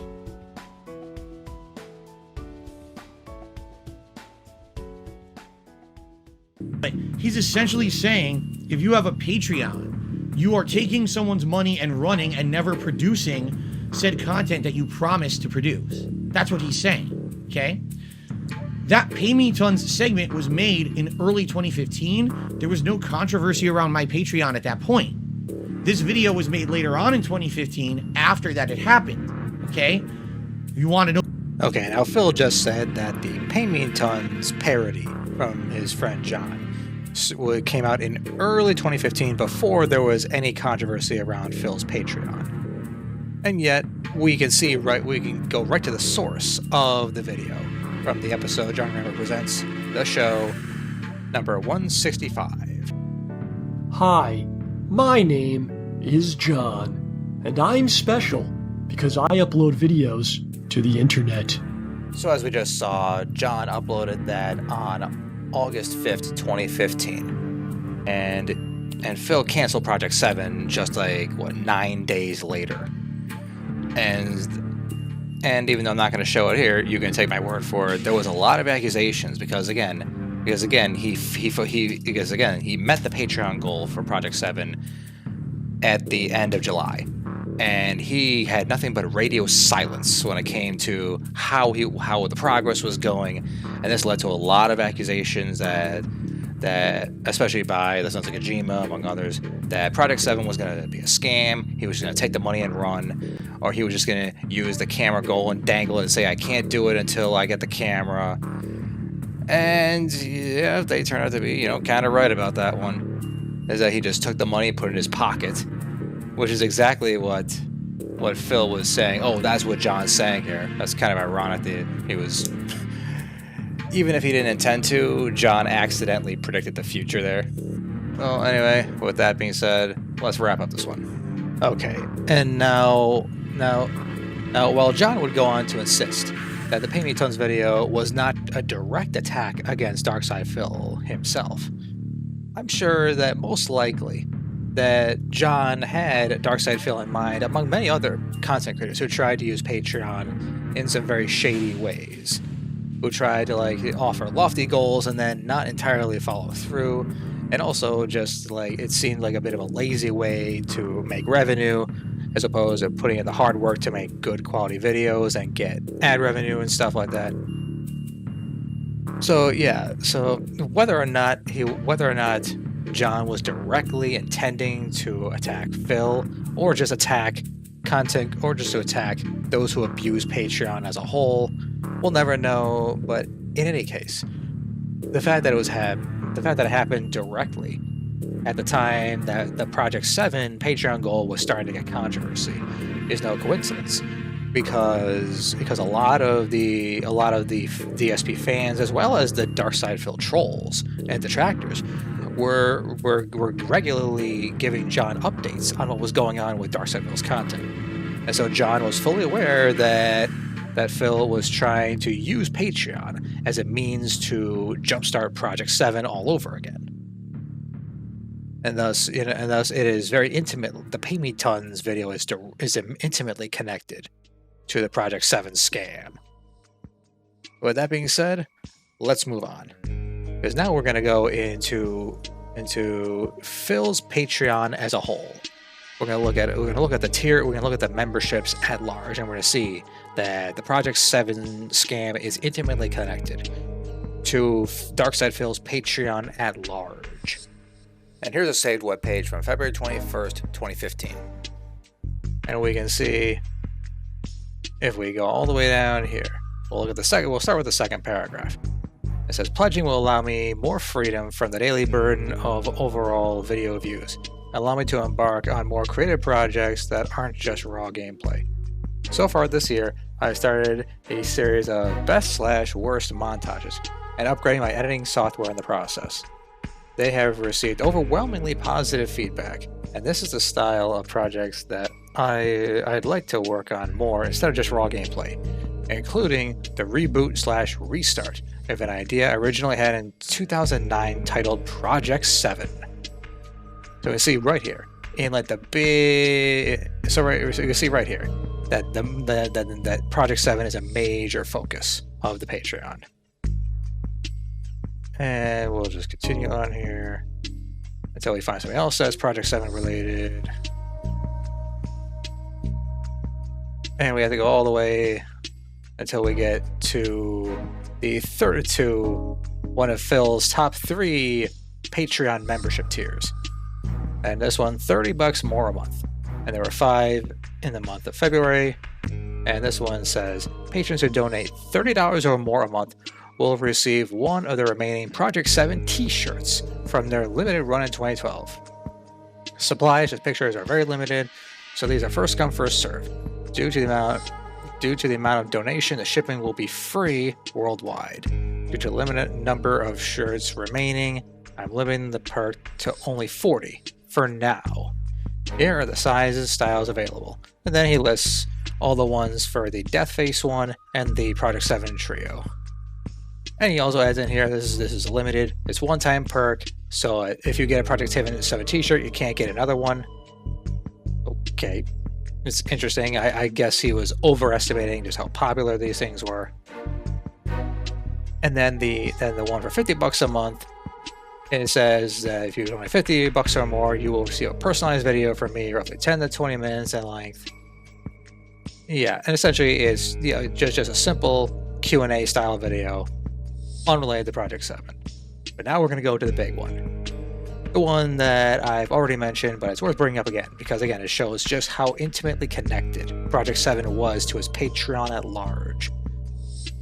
And it says, those who donate $75 or more a month will be featured, desire to be a future episode of Project 7 or another creative project. But again, as I already mentioned, he had no other creative projects going on at the time of this Patreon. And in fact, he didn't even mention any other creative projects going on that he was going to try to do fundraising for on this scale until he canceled Project 7 in August of 2016. So that makes it abundantly clear from this, as well as the text at the start of this, that Project 7 was a major component of Phil's Patreon. And that was the major selling point. And that was going to be a major element of this crowdfunding mechanism. Because he was selling the hope that one day the series that some of his fanboys loved, Project 7, would eventually come back. Maybe not with the same special effects or bells and whistles, but the essence of Project 7 would come back. And that's what he was selling to his fans. And that also ties into his Patreon goal. Let me see if I can grab it real quick. Yeah, we'll just pull up the one from July 21st. Yeah, this was from July 21st, 2015. And this was the big one. And yeah, we're just going to show the full Project 7 Rebirth Begins Patreon goal, as you'll see, was reached. And then it reads, "It's no surprise that I've wanted to relaunch my very old series Project 7 for quite some time. However, due to time limitations and the fact that I need to constantly bring in revenue to, quote-unquote, pay the bills, I've been unable to dedicate the effort needed. If this goal is reached, I will take time away, at least 2 streams, if not 1 to 2 full days in August, to write, record, and work on the renewal of Project 7 with the hope that I'll at least have something to show for it by the end of the month." So very clearly there, yeah, Project 7 was intimately connected to this. And based on everything else, because again, all of his pledges here, with the 1, 5, 10, 20, 30, 50, and $75 tiers, they remained exactly the same from February all the way until this month of July.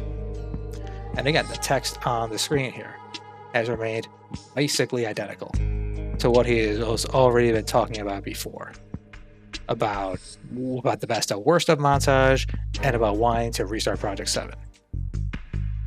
And then we're going to go to the stretch goal, which we'll go into detail later about this stretch goal, but it's worth bringing up now. And the stretch goal was for a new 1080p professional camera. And you can see, now initially the goal was 2,000, and at this point he was able to slowly chip away at it. He chipped away at it a little bit at this point. And here was what the goal explains.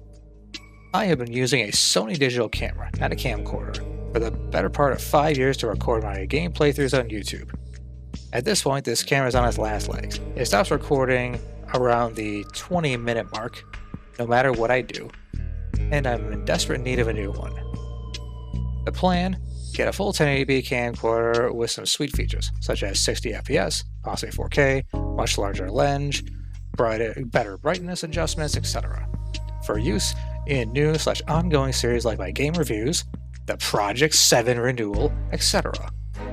It's not very likely that this will be attained in time for Project 7, but any additional funds over my 1250 goal will go towards this camera.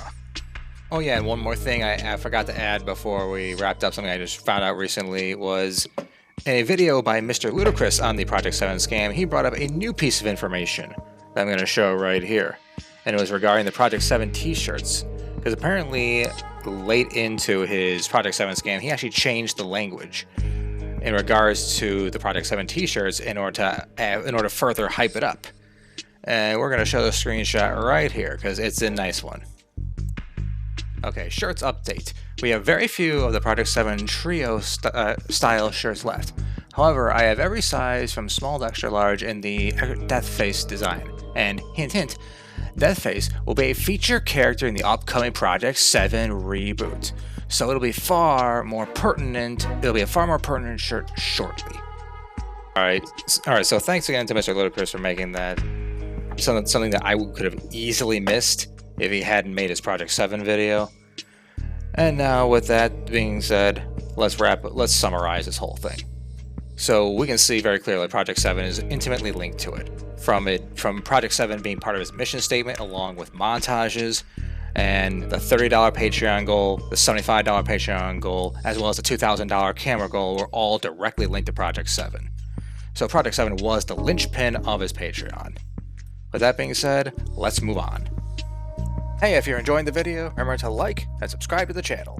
And this one is where he's criticized of saying, "Hey Phil, aren't you breaking terms of service by canceling Project 7 even though the Patreon goal was met?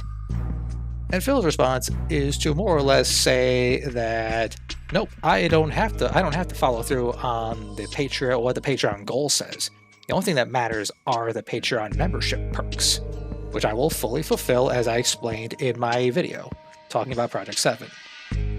And that the goals are essentially just nice things.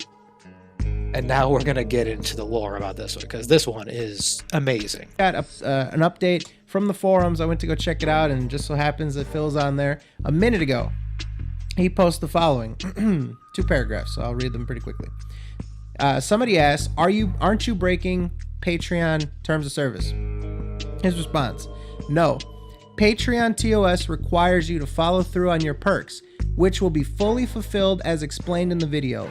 The goals are nice things to motivate people to pledge, but aren't considered rewards like the perks are. It's not like Kickstarter where you're promising to deliver a product and have to with goal levels, but it is with perks. Regardless, the $250 from July is being redirected to August anyway, again, as explained in the video. So the money isn't simply being pocketed. I'm sure the usual drama queens, hey Phil, will be talking shit for years about this, but overall the patrons should be happy that the goal levels are lower and easier to hit in August because of this.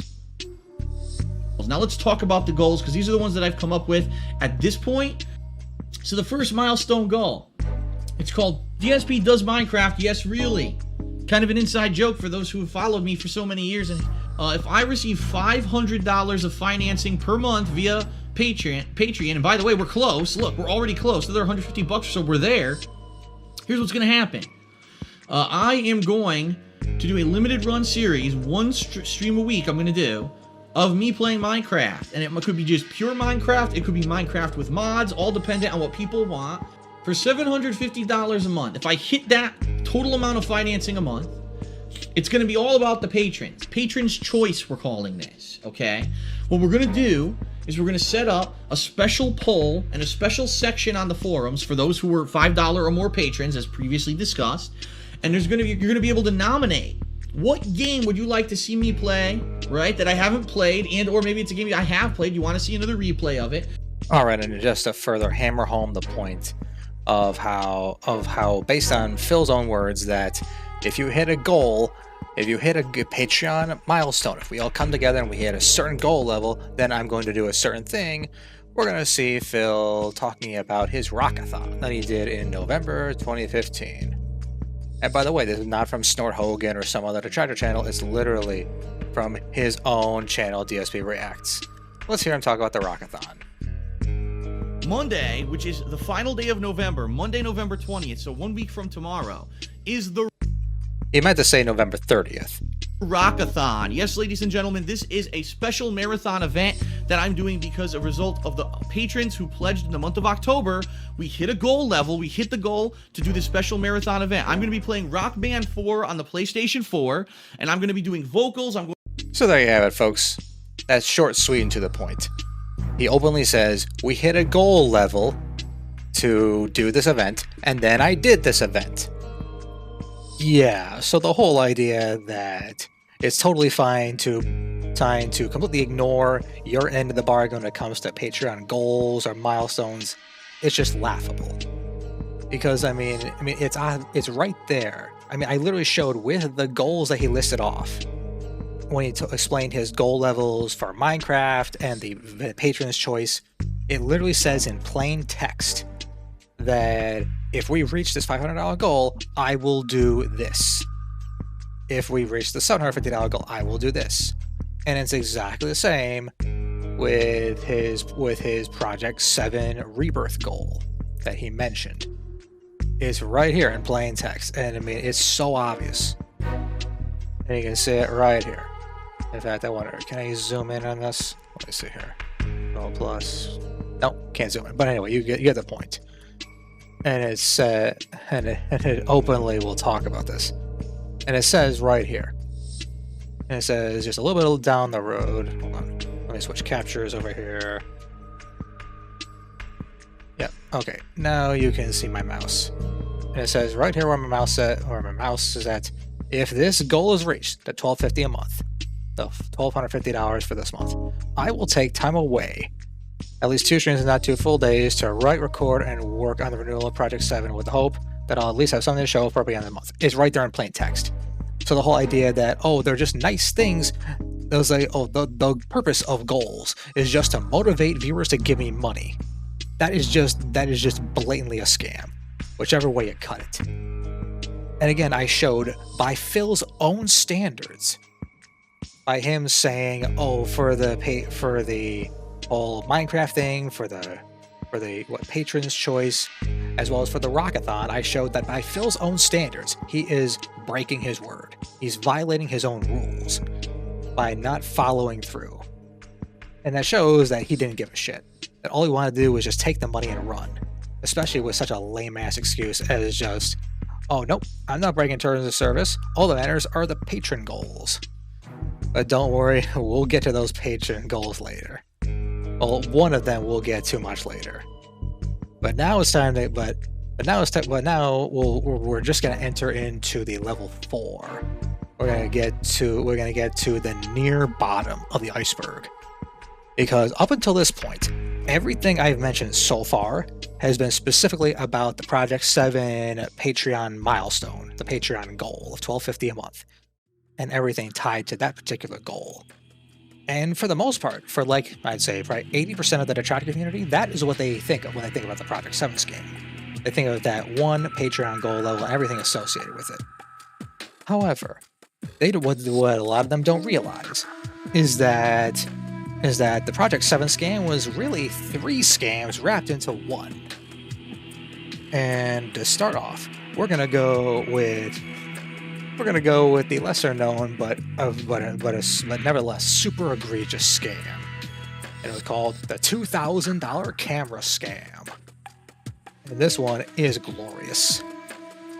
And we'll start by looking at the Patreon page from July, which is the most readily available source we have for the origins of this. Let's click over here. All right. And I've already shown this one before, but it's worth just reiterating this. The stretch goal, the new 1080p professional camera, and I'm just gonna skip the first part because it talks about how, oh, this one it only stays on for 20 minutes at a time, and then he goes on to talking about how this was a key part of the Project 7 renewal. That if he did get if he reached the funding goal, he would use it. He would use it for like the face cam and for vlogging, as well as the Project 7 renewal. And he says it's not very likely that the camera will be obtained in time for Project 7, but any additional funds will go towards anything above and beyond the $12.50 goal will still go towards the camera. That's what he says in plain text right there. And he was raising money a little bit. Is that now we don't have the actual web pages from May or June anymore, so we don't know exactly when the $2,000 camera started, but we know it started before this because it was $2,000, but now it's 1965. So that means that a good chunk of the month, that means that a portion of the funding that came from that was over here went towards the goal. Actually, not this month, but the previous month, the month of June. That a piece of that funding went towards the camera goal. Now, to explain how it's related to the Project 7 scam, we'll start talking about. We'll hear it from Phil's own words as to how this new camera is directly connected to the Project 7 scam. For numerous reasons. Number 1, I don't have a camera. Right now, the camera I'm using is my webcam, and it's great. This webcam is great for in here, but I can't move this webcam around my house to film things, and this webcam has no zoom whatsoever. My old camera over here, my Sony camera, I'll bring it over. This is my Sony camera. This is the camera that I used for the old Project 7. This is the camera that I used for the longest time to film all of my vlogs and stuff. This camera's on its last legs. This camera won't even film anything longer than around 10 minutes. At 10 minutes, the camera just decides, oh well, and it stops recording. It's not a battery issue, it's just the camera's old as fuck. Do you know how many years I used this camera? How many hours a day I was using it? This camera was not built for that much use. and it's dying. So Hold on a second, Phil. You just said your camera only lasts like 10 minutes. But I thought you said it was 20 minutes on your Patreon page. Oh, this one, it only stays on for 20 minutes at a time. I don't have a camera. I have this camera. This is a Panasonic camcorder. It's a Handycam camcorder. It's really not very good. It's blurry. The focus is terrible. The color adjustment is terrible. It says it does 1080p, but every video I've ever filmed on it in 1080p looks blurry as hell. So it's not a good camera. This is a good camera for me to very quickly do a vlog moving around the house or on a vacation. This is not a camera that I would want to use for an edited series. The videos will look like shit. And I have been trying to raise money this year to buy a better camera, and it just hasn't turned out. In fact, a couple of months, I went under the goals that I had tried to put up on Patreon. And as you know, I've got a lot of debt from moving across the country. I don't have money to throw. I don't have $1,000 that I could take to go buy a camera and batteries and everything. I don't have the money. If this were 2-3 years ago, when I was living in Connecticut before I moved and I had all this debt, sure, then I had all this disposable income. It's a different situation now. And I just can't. I don't have the resources and the money to get equipment to make a good series that would be Project 7, okay? Yeah, this argument about the camera is total nonsense. Because whether he was lying when he said it was 20 minutes long or lying now when he says it can only last 10 minutes is completely irrelevant to the point. Because you can literally just look at his Project 7 playlist on his channel. And you can look at the 4 episodes from the 2012 Project 7 series, and you can see that at most the videos would last like 12, 16 minutes tops. And if you look at them, each individual scene lasted maybe like 2 or 3 minutes maximum. So even if Phil was lying back then, but he's telling the truth now, that's only 10 minutes, it's still plenty of time to handle it. And the Sons of Kojima during this time also pointed this out, among many other things.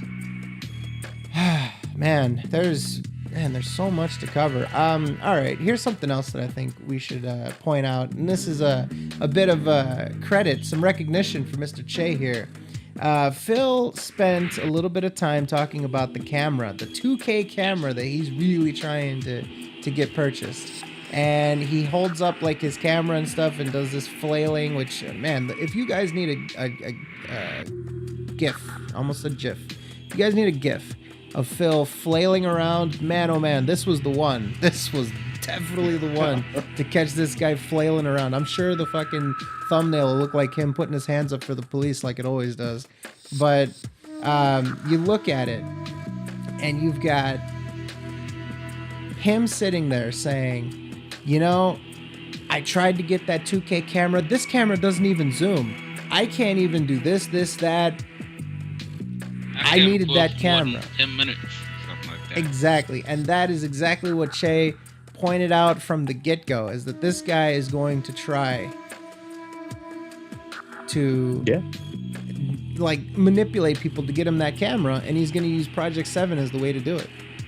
I mean, yeah, and I'm pretty sure that's crazy. But did you, Onoko, did he just say that he couldn't record for more than 10 minutes on that camera? Yes. Oh, come on. Either he got something messed up or that's a lie, because even my laptop camera can record for as long as I wanted to. You're telling me that's a better camera than a laptop camera? It can't record for more than 10? It can't zoom in? Who is he fooling? And does he really need to zoom in for Project 7? What is he doing that's so, so professional? You know what I mean? It's not going to be anything extravagant. He doesn't have no one to record it with. It was just going to be like a glorified Let's Play. I mean, it's excuses. I knew it. I knew he was going to put that camera out there because he wasn't going to reach that goal and use it as an excuse. Mm-hmm. I don't think so. I think the camera is a MacGuffin, a Deus Ex Machina, something to show you that, like, if it proposed, like, if he had this camera, everything would be magically solved and it would all be good, and then Project 7 would be made. But if he had it, like, what would have been the difference? And also, that camera, which he says only can record 10 minutes, that's bullshit. He said before many times that he can record 30 minutes. Why does he even need to record more than 10 minutes anyways? He's just going to do a bunch of quick shoots and different scenes, and that could be more than 10 minutes. Wait a minute. All right, and with that section out of the way, now we're gonna go to the last time I was able to find Darkside Phil trying to beg for money to get the camera, and also to make the excuse that Project 7 can't work without the camera. This was from October 29th, 2015. A lot of people were disappointed at stuff that happened this year too, like Project 7 never happened, you know. I love to do it. I love to work on projects, but you know, you take a look and I'm not raising any funds to buy a camera. The past 2 months, actually, I've had no real extra funds raised on Patreon for me to be able to even raise any funds to buy this camera. I'm trying to make do just to pay my bills at this point. And here we go again. His whole, oh my god, I don't have enough money, I'm struggling to pay my bills. The same shit that I've heard 5 million fucking times over the past, like, how long is it? 11 years of watching him. And again, that's total nonsense. The camera he had was fine, even if it was only 10 minutes. He had plenty. It's like, that's more than enough to handle whatever he needs. And his whole argument is bullshit. And he was just trying to use it to gouge more money. And it doesn't stop here, because this is only one piece of why the camera was a scam. Because now we're gonna go into some of the fuckery he was engaged with his Patreon goal levels for the camera. Okay, guys. So do you remember that clip that I played many moons ago when I talked about the debunking of the slander, and how he said that he quote unquote paid his viewers back, sort of, by lowering all the goals for the next month, and how I told you there was a big asterisk attached to that? No money was stolen, and I actually gave it back kind of the next month via lowering all the goals. Now, the other thing is, all right, so here comes the big asterisk with his idea of lowering all the goal levels for the next month. Because it is true that he did lower all the goals for the next month, including the 2K camera goal that he chipped away at slightly little by little. And as you can see right here. Alright, and to prove that Phil was telling the truth, at least as far as this little piece of the story goes, we're going to go back and forth between the July Patreon page and the August Patreon page. We're going to hop back and forth, and we'll show that he's partially telling the truth here, but we'll show the big asterisk later on. So for July, the bottom goal was $750 a month, and in August it was lowered to $500. And then the next level was $1,000 a month in July, and that one was lowered to $750 in August. And then in July, the next level was $1,250, and in August that one was lowered to $1,000. So far so good, right? And then the stretch goal for the camera in July was $1,900.65. It was $1,965. And in August, it went down to $1,603. So, okay. So you might think, hey, where's the problem? He lowered those goals just like he promised. Oh, but you underestimate. You underestimate Darkside Phil's scummery. Because what Phil didn't tell you was that the next month, he was going to raise all of those goals back up, including the camera goal. The camera goal was going to go back up by $250. And here's why it was a problem. Because if you look at his Patreon page, you see a big problem with this idea. And we're gonna show both the July page and the August page, just to make it abundantly clear as to why this is a problem. And yeah, we're gonna see the July page, and we're gonna go right to the bottom here, where it says any additional funds over my $1,250 goal will still go towards the camera. And we see that's exactly what happened. Because he raised, roughly, it was like $1,521, it may have been a little bit higher, maybe a little bit lower, and that's way above the $1,250. So it makes sense that his goal would go down to like $1,603. That makes total sense. But as you can also see over here, once again, it hasn't changed. It says any money made over and above this $1,250 will go towards the stretch goal. So if Phil made money above and beyond the $1,000 goal, then that would obviously mean that this goal would come down. It would be below $1,603, right?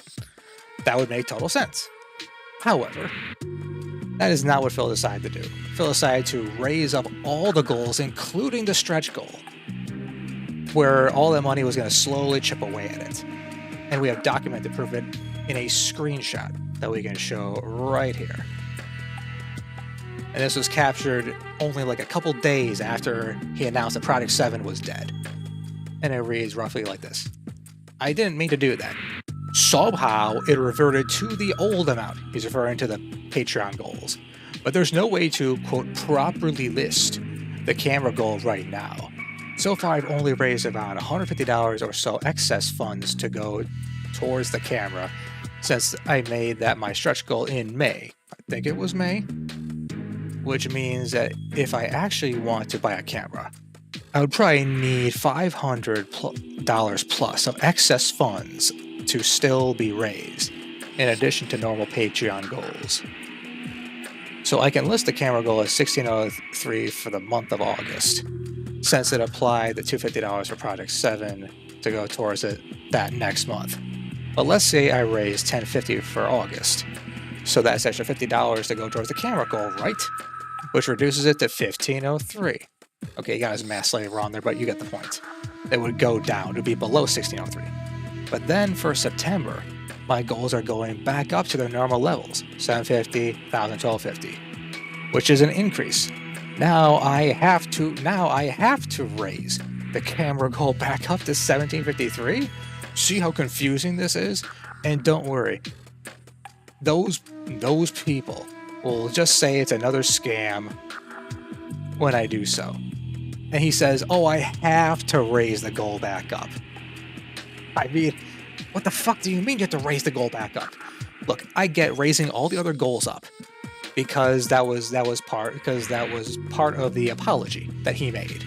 To say, okay, he's gonna lower all the other goals. I mean, we literally saw it in that clip where he said, oh, I'm gonna lower all the goals as an apology. And didn't do Project 7 again, even though none of that was promised. It was for a 30-second trailer, no money was stolen, and I actually gave it back kind of the next month via lowering all the goals. Now, the other thing is, all right, the goals across the board are going to be lowered. But that has nothing to do with this one because, again, if we go back to January, before he had to make the apology, it literally says any additional funds will go towards the camera. Period. End of story. That has nothing to do with an apology. So him raising the goal back up is clearly just a monumental scam. It's just a way to milk more money out of viewers who are trying their best to help you slowly chip away at this goal. So raising this goal up in particular makes no sense whatsoever. It's a total fucking scam. And like by any reasonable criteria, this is a scam. Full on. And by the way, you don't have to just rely on this screenshot. Now, some people may think, is this true? Did this really happen? You don't have to rely on that, because we don't have the September Patreon page anymore, but we do have the October Patreon page. After the camera goal was allegedly raised from 1603 up to 1753, according to Phil's own words. We do have that Patreon page. Now, just for reference, we can go right back and we see that in August, the stretch goal was $1,603 per month. And 2 months later, we see that this exact same stretch goal is now $1,650 a month. So right here, we have documented proof that Phil, after the goal went down in August to $1,603 a month, now it's pretty much irrefutable that he raised it up to $1,753 the next month. And then because he got a little bit of extra support, he managed to go back down to $1,650 a month, which is still higher than it was 2 months ago. I mean, if that's not a scam, then I don't know what the hell is. I mean, it's astounding that he thought he could get away with this. And then Phil is shocked. And then when this happens, Phil has the balls to be surprised when he gets like record low support for shit like this. And again, I'm just gonna play this right here from Wondershare. And again, after seeing that Phil openly scammed his viewers, then Phil has the balls to complain by saying this. It's stuff to happen this year too, like Project 7 never happened, you know. I love to do it. I love to work on projects, but you know, you take a look and I'm not raising any funds to buy a camera. The past 2 months, actually, I've had no real extra funds raised on Patreon for me to be able to even raise any funds to buy this camera. I'm trying to make do Gee, I wonder why that is, Phil. Maybe after lowering the goal and then raising it back up and doing all this fuckery, gee, I wonder why you can't raise any money towards the camera goal, Phil. Gee, it's a real mystery. I have no idea why after you openly scammed your viewers by lowering the goal, and then even after they went above and beyond and raised even more money to chip away at the goal, you decided to raise it back up. Like the greedy bastard you are. Gee, I have no idea why you have low support for this. Oh man. Yeah, this is amazing. And also the real kicker for this is that sometime in a couple months later, either in like November or December, he just dropped the camera goal entirely. So all that extra money he raised that was put towards the camera, he just put in his pocket. And that was hundreds of dollars that just got pocketed and went to no good purpose. That didn't go towards Project 7, that didn't go towards a new camera, it went to fuck all. Hey, if you're enjoying the video, remember to like and subscribe to the channel. Alright, now with that out of the way, now we can move on to the next layer of the iceberg. So we go into the third scam, which arguably could say is even worse than the 2K camera scam that Phil tried to pull. Because this one hit some of Phil's strongest supporters on Patreon. And this was the $75 tier scam. And if you'll see right next to them, that is a profile picture of K Galleon, who was one of Phil's diehard supporters and was one of Phil's regular patrons, who actually donated to the $75 membership tier. Alright, even though I've already covered before, we'll just do a little refresher here. This was from the July 2015 page of the $75 Patreon tier. And those who donated $75 or more a month will be featured in a future episode of Project 7 or another creative project. This can be audio-visual or both based on the script. And of course, the delivery date cannot be given because Project 7 needs to launch and it all needs to be worked into the plot, etc., etc. And now here's how it changed after Phil canceled the Project 7 thing. Then he says this on his Patreon page. Those who donate this amount will be in a future creative project. And audio-visual are based on the script. And he still says, oh, it's still uncertain if if the Project 7 reboot will occur. Therefore, if you pledge to this goal level or have previously pledged, you will have the opportunity to take place in an upcoming Thanksgiving/Christmas holiday special. More details coming soon. Alright, now before we dive into what are these new Thanksgiving Christmas specials are, what they were going to be, and how that resulted in the end, we're going to go to a response from a longtime fan, K Galleon, who was one of those who donated to the $75 membership to be a part of the revival of Project 7. And spoiler alert, he was very, very pissed off when he heard that Project 7 was canceled or suspended indefinitely. And he made his opinions loud and clear in the Dark Side Phil community. All right. So I just received a notification from a longtime fan of the show, K Galleon. Shout out to KG. Hi, KG. If you're watching. Goddamn horse fucker. Hi, KG. How's it going, brother? Mr. Keith has not reacted well to this news. Earlier today, we went a little bit back and forth about what this means in terms of him supporting Phil on Patreon and stuff like that. And he made the claim to Dragon Killer a while ago and also, sort of renewed that promise and reminded people that if Project 7 is getting canceled or postponed even a few months, that he's going to drop his support on Patreon. Well, ladies and gentlemen, what I can tell you, at least at this time, is that K Galleon has posted a screenshot where we'll get to that in a second. He's posted a screenshot that he has dropped his Patreon support for Phil, and I mean, you can't really dispute that. Now, we can't predict the future. We can't say what he's going to do in the future, but at least at this point, the message has been sent by a long-term supporter. I mean, I would say if you think about pro Phil people that defend Phil, people that support Phil. I think KG is at the top of the list. I mean, there are a few others, but I mean, he's been the longest there and all that kind of stuff. He has dropped support for Phil on Patreon. And a reminder, according to the points that is displayed there, he's given $195 to Phil over the course of the life of his Patreon so far. So, you know, this isn't just a couple dollars being dropped. This is, you know, a decent chunk of change that Phil is losing out on from a longtime supporter. So, oh shit. What's up? Yeah, What happened? KG fucking dropped a iPhone. huge bomb. You guys want me to read this? Snap. You guys want me to read yes. this? All right. Please. All right. Do it. Do it. Here's a YouTube comment on the recently released Phil video. I'll read. It's like 5 paragraphs. So I'll do my best to read it quickly. You keep saying that you want to diversify your content and work on creative projects, but so far this year, all I'm seeing are more gameplay videos, with the exception of montages, which are a slight improvement. Patron's Choice, indie marathons, etc. are all the same thing you've been doing for years.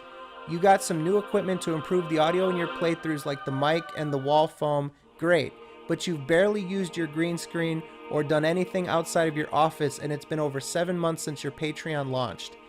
I was honestly hoping this was a troll video, and you were going to cut out to Deathface before revealing the game Project 7 was originally about, making this video some sort of teaser in the series.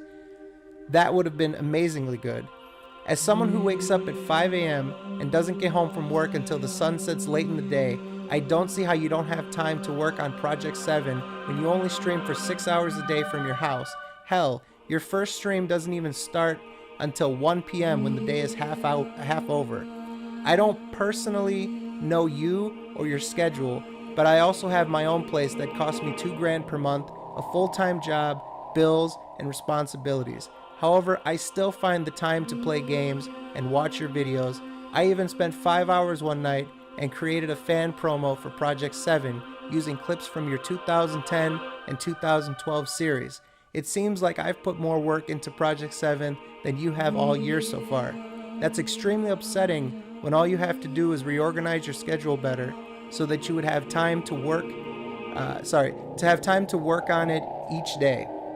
You have had all of today to work on Project 7, and you just played Street Fighter V for 90 minutes while I'm at work all day sweating my balls off in this intense Cali heat to earn my paycheck.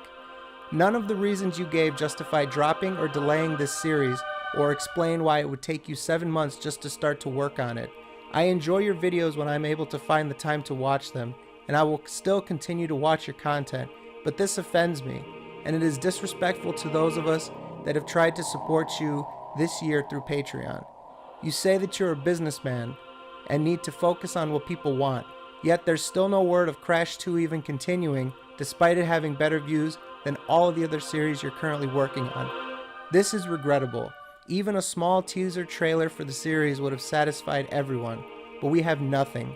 I was one of the folks who pledged $75, but I'm walking away from this. And Phil has just deleted that comment. He did. Checkmate. Yes. He You just deleted. fucking asshole. Yeah, Oh, but that what he's is saying wow. is true. So that I comment mean- is gone. All right, and I cannot state this enough. Kid Gallion was one of Phil's die-hard fans.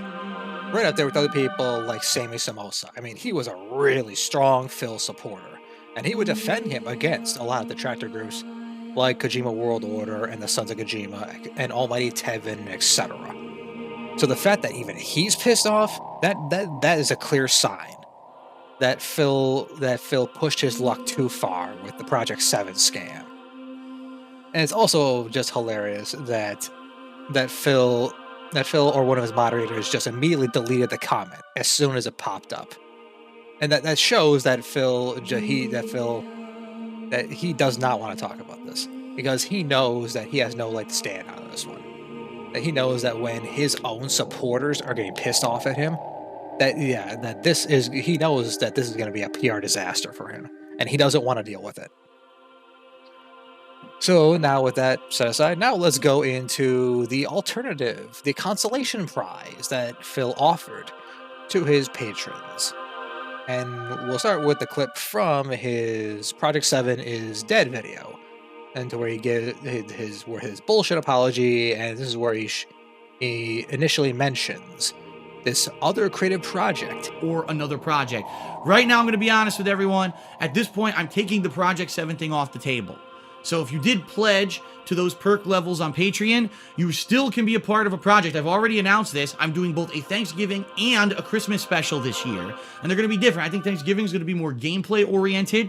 Christmas is going to be more of like a holiday special like I used to do, where there may be a skit or something involved in it, and I'm going to try to get people involved in helping me with that. So you have opportunity to be a part of either of those if you did pledge to that highest perk level on a Patreon. So don't think that I'm going to renege on my commitment or anything. No, I said from the get-go it would either be Project 7 or something else. Right now, I'm just telling you officially it's not going to be Project 7 because it's not happening now. The earliest I would even consider working on Project 7 at this point would possibly be next year, okay?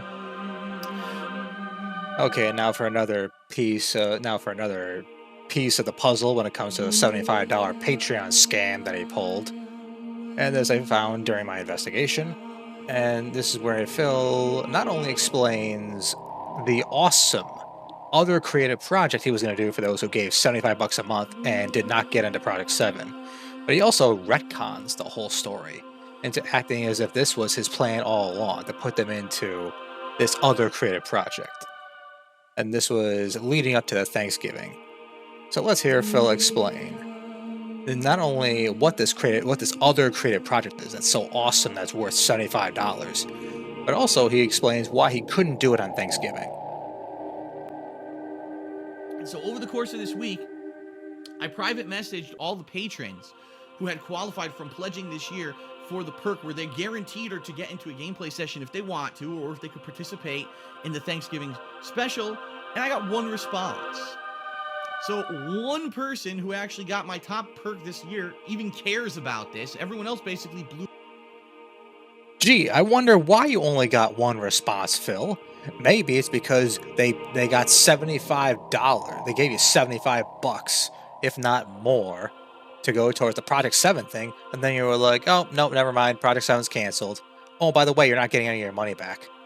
Gee, I wonder why you only got one response from your top whales that you fucked over about possibly being in a Q&A session for Thanksgiving, or being part of doing a gameplay session with you. Something that every other fucking content creator, even as far back as 2012, was doing for free. And now you're basically gonna say, okay, it's $75 to do it. Gee, I have no idea why there's such a record low enthusiasm for this pathetic little compensation for $75. Yeah. Gee, I have no idea why you got only one response, Phil. Yeah, it's a real Rubik's Cube, man. It off and doesn't give a crap. So it doesn't seem to me that delaying it, and by the way, I'm not canceling it, it is definitely going to happen Christmas week to fan appreciation, but delaying it doesn't hurt anyone. In fact, it's helping the vast majority of people who are interested in being in it, because keep in mind, I'm going to be doing things such as Halo 5 on the Xbox One, Star Wars Battlefront on the Xbox One, Metal Gear Solid Online on PS4, Call of Duty Black Ops 3 on PS4. There's a possibility I may try to do WWE, but I was almost eliminating it completely because I think it's going to be too difficult to do it, and you can only get a few people in a multiplayer match anyway. But I digress. That's kind of the deal. Most people said, why are you doing it so early? So it's being delayed until Christmas, and sorry to those of you who maybe were just so dead set on doing it this week. It makes more sense to do it during Christmas week. If you were a patron who... Yeah. One guy was all butthurt about it not happening this week. That's all.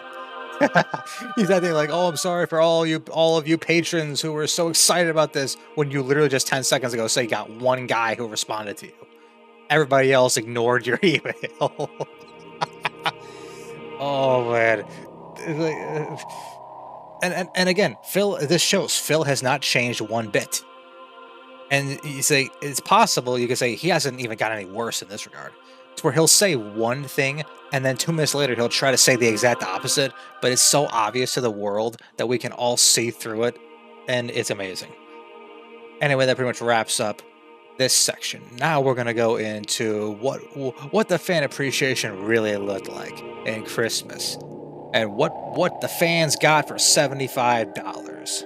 All right, and just before we go to the creative project, the awesome creative project he did for Christmas, I'm just gonna once again underline. This is what people paid $75 for to be featured in the future creative project, audio, visual, or both based on the script.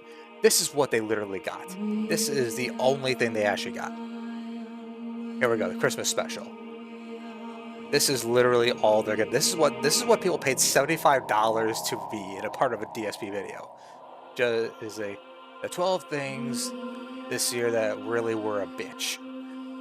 The Christmas special. We're just gonna play one piece of it, and yeah, you'll see. This is what his fans each paid $75 for. This year really was a bitch. Awful cop-out endings. Where's the money, Tim? What a cruel joke. Shitty. That's literally what he paid $75 for. Just to have a screen, just him saying something like, "Oh my god, what a cruel joke." That's literally what this guy paid $75 for, to get this. That's literally what he got for his $75. But it continues, because he's not the only one. Challenge maps. He's stuck to the roof. Close your fucking doors. Huge rip-off games. Oh my fucking god. That was at least, what, like 2 or 3 people involved in a chorus. Again, that's literally what their $75 got them. Oh man. How is this not a scam? You tell me how this is not a scam. You know what? I'm gonna stop it right here. How is that?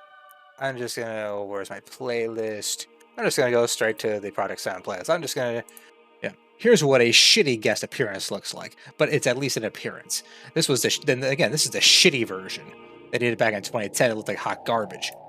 But I will contend that this is literally closer to being worth $500, still being worth $75 than anything to say just being part of like a 10-second singing chorus, or just saying like having one line. We'll see the guy and the character's death face. The character death face gets infinitely more respect. I think you'll find that all of the exits are sealed, and even if you did break through, they're all rigged to explode. Can't believe this shit. Ugh. Alright, so it seems like you got me right where you want me. What the hell is this really about anyway, dick face? That's Death Face. I don't give a shit what the hell your name is. Oh, my name's Death Face. Wow, that's cool. What, was Murder Face taken? Oh. I've been planning this revenge for ages and nothing will thwart me. Darkside Phil, I will roast your balls in the blood of innocence, poach them like eggs Benedict, and then feast upon them in front of me. Okay, I think you get my point. This appearance by this character, as shitty as it is infinitely better than, and again, I'm gonna go right back to it. This is what people's $75 got them. I mean, this blows my mind that he actually thought this was acceptable. That he would, that his viewers would accept this for that they would accept the whole $75 bullshit just to basically get this. Awful cop-out endings. Where's the money, Tim? What a cruel joke. Shitty challenge maps. He's stuck to the roof. Close your fucking doors. Huge rip-off games. I mean, are you fucking kidding me, Phil? How is this not scamming your viewers out of $75? Again, this is what their $75 got them, as opposed to what is arguably an infinitely better appearance by this quote death face. I just literally showed you that. Like, and again, that's what he initially promised, to basically be on like a TV screen and then just have a few lines of back and forth with Phil. That's basically what he promised initially. Because again, I got the receipts right here from February of 2015 when he started bringing all this stuff up. I got all the receipts over there. And again, we'll just show this one more time while the February one is loading, the one from October, where it was saying you'll be featured in a future creative project. It's uncertain if Project 7 will reboot, all that stuff. Anyway, yeah. It's like, and you see this from February. You know, $75 or more a month, you'll be featured as desired to be in a future episode of Project 7 or another creative project. So what I literally showed you with Deathface on the TV screen, having a back and forth with Phil, that's essentially what he was offering his viewers. And instead, we get this shit of like singing in a chorus, having like one line of dialogue while staring at a fucking screen. How is this not scamming your viewers, Phil? I would love an explanation of this. Okay, that pretty much sums up the $75 Patreon scam. You could tell, and it should not be a surprise to anyone that people think that this whole Project 7 thing was a scam from the word go, because of his behavior, him making endless excuses like this. I mean, and we haven't even gotten to the bottom of the iceberg, but this is pretty damn horrible to do this to your fans like this. And it's no wonder that K. Galleon openly said, "I'm never giving money to Phil ever again," because I mean, this kind of behavior is atrocious.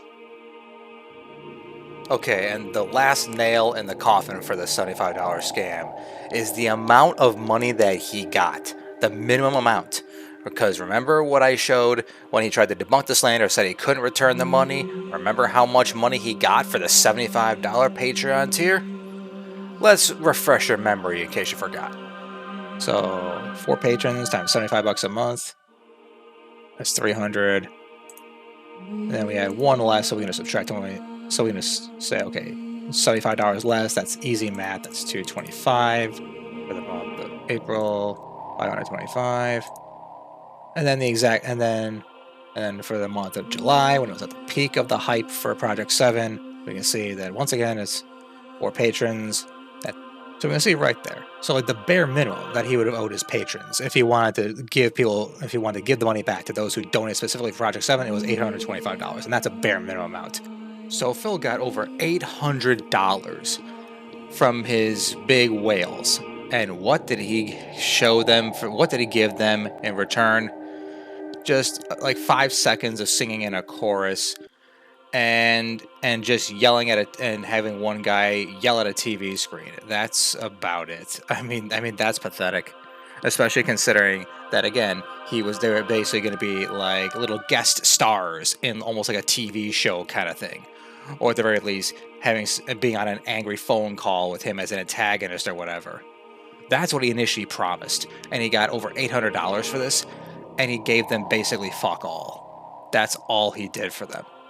I mean, if that's not... And again, he could have returned the money if he wanted to, because he knew exactly who donated to that Patreon membership tier. So there's no excuses here. I mean, there's no other way you can say that... There's no way you can say this is not a scam. He scammed those people out of over $800, and it could be much higher than that. Well, with that being said, let's move on. Hey, if you're enjoying the video, remember to like and subscribe to the channel. Alright, and now for the grand finale. We finally made it to the absolute bottom of the iceberg. And some might be wondering, what could be deeper lore than the camera scam, than the $75 scam? What could be bigger than this? What could be more niche lore that only like lore masters could possibly come across and possibly know about? And the answer will definitely shock you, because as it shocked me when I found this out, and it was by pure accident that I found this. And here it is, a stunning new connection between the Project 7 scam and Phil's addiction to WWE Supercard.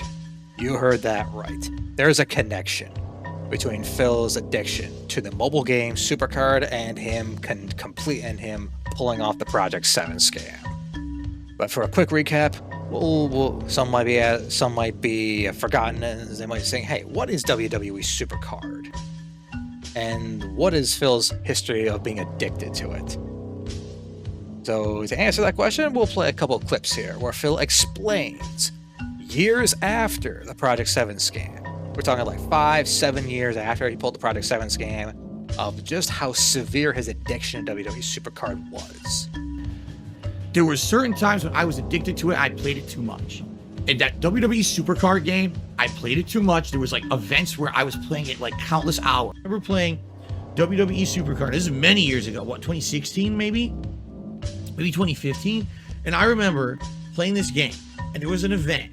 Yes, here we go. Ready for the meme? The Hulk Hogan card was in it, right? It was a legendary old school back in the day 1980s Hulk Hogan card. And the only way to get it was to play for, like, no exaggeration, like 24 hours. You had to grind in this game, and the only way to keep playing it was to keep spending, because you would run out of the credits or currency to play these matches in the event to earn the card. So you had to play for 2 hours. Oh, you ran out, buy more. Oh, play for 2 more hours. You ran out, buy more. So it was like ridiculous amounts of money. I know it was. It was probably hundreds of dollars for this event. Okay, now that we've done a quick refresher on the fact that back in 2015 and so on, that Phil admitted that he had an addiction to mobile games, in particular WWE Supercard. And there's a million other clips out there. And shout out to Secret Limited and Steve the Dead for archiving those clips to make it a million times easier for me to find. But now, with that established, now we can bring it back to Project 7. Because as late as the end of October 2015, to the best of our records that we can find, Phil was still basically teasing that there's a possibility that Project 7 could come back, but he's uncertain about it. There's all kinds of uncertainty, and he can't work on it right now because somehow, despite 2 months passing since he canceled Project 7 and said, I don't have enough time right now, despite having 2 months to catch up on whatever he needs to catch up on, so that way you can set aside some time to work on Project 7, or just get the ball rolling on whatever else he needs to do to take care of it, and to start on the Project 7 promise that he made to his patrons. He still doesn't do it. He's still like, oh, I don't have time to work on it. Like, oh, I'm just struggling to pay my basic bills and everything, and all this other bullshit. And we'll show it right here. And we'll start with his Patreon. Now, this Patreon is from October 30th, 2015. So for the month of October, we're going to see that you still see, just like August, 2 months earlier, it's pretty much the exact same $75 Patreon tier, where it talks about a future creative project, and that the update is still there. It is uncertain if the Project 7 reboot will occur. Therefore, if you pledge the gold level or have previously pledged, you'll have an opportunity to be part of the Thanksgiving/Christmas holiday specials. More details to come soon. That's still there. Over 2 months after he said, oh, I don't have enough time, I'm not sure if I can reboot Project 7, after 2 months. And as we already established, he easily would have had a good 4 to 5 hours of free time every single day to deal with catching up on stuff that he's behind on, all that things. And now we're also going to go to even more bullshit. The bullshit that we've already covered from October 29th, when he's complaining about not getting enough money for the camera.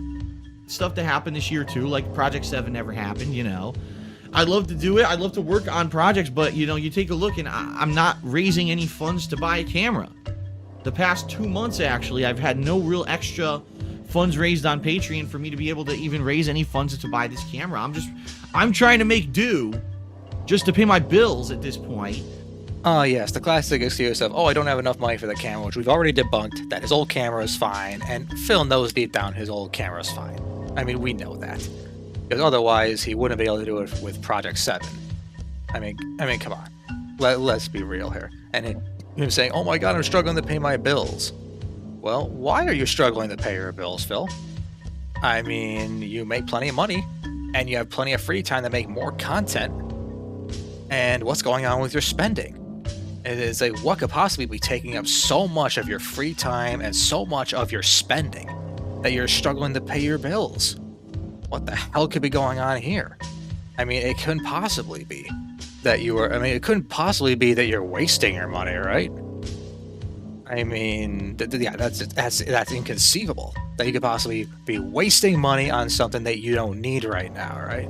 It couldn't possibly be like that you're spending money on a mobile game, right? That's absolutely impossible. Skip that. It's not interesting. So he said goodbye for moving on. Phil's done, right? Phil's totally done this game, right? He's done, right? We're on August 18th, 2015. Oh, okay, thank goodness. Thank you, ALT, for your deep dive into Supercard, proving that Phil quit the game in February 2015, months before the Project 7 scam came around. Okay, thank goodness. So we know for damn sure that he was not playing Supercard in October 2015. August 18th, 2015, my friends. 6 months removed. Season 2. We're hanging and banging, brother!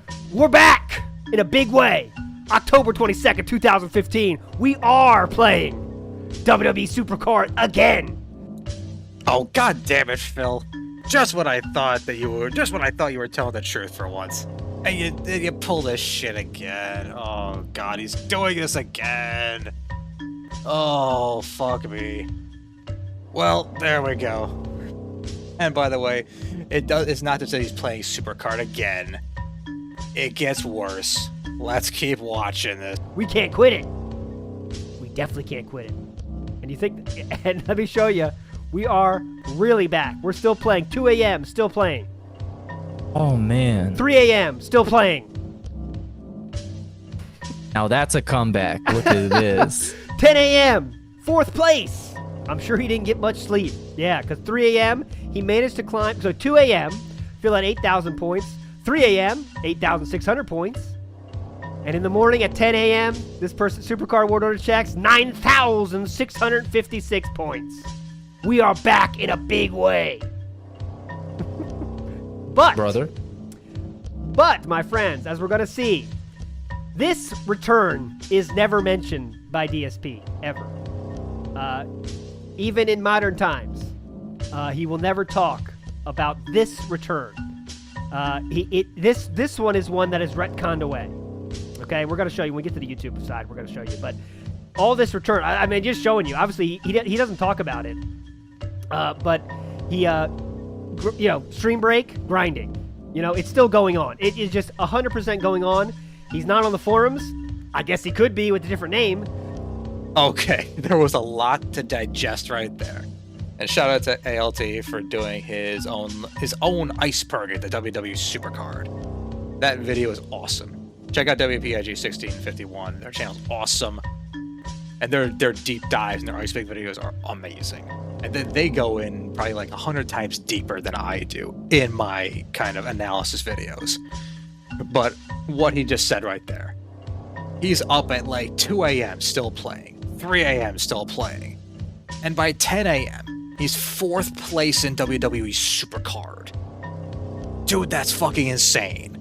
And again, this was October 22nd, October 23rd. So just like 1 week before the video I just played, from October 29th, saying, "Oh my God, I really want to work on Project 7, but I can't right now. I'm struggling to pay my bills, and I'm not getting any money for this camera that I really, really need to work on Project 7, and I can't do it without the camera."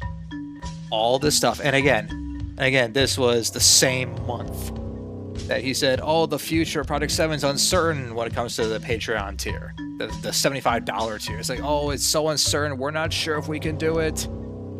And oh, jeez, it's like that alone shows that, and this is a full-blown scam. And yeah, again, the same time he's saying, "Oh, I can't pay my bills. I don't have enough time to work on things, despite having over 2 months to catch up on all the backloaded Patreon work. I still don't have time." And what is he doing? He's staying up until 2, 3 o'clock in the morning playing WWE fucking Supercard. It's absolutely astounding to me that this is a real thing. And remember what ALT said at the very end. This return is never mentioned by DSP, ever. Even in modern times, he will never talk about this return. This one is one that is retconned away. Okay, we're going to show you. When we get to the YouTube side, we're going to show you. But all this return, I mean, just showing you. Obviously, he doesn't talk about it. But he, stream break, grinding. It's still going on. It is just 100% going on. He's not on the forums. I guess he could be with a different name. Yep. Darkside Phil never mentions that he was making an epic comeback to WWE Supercard.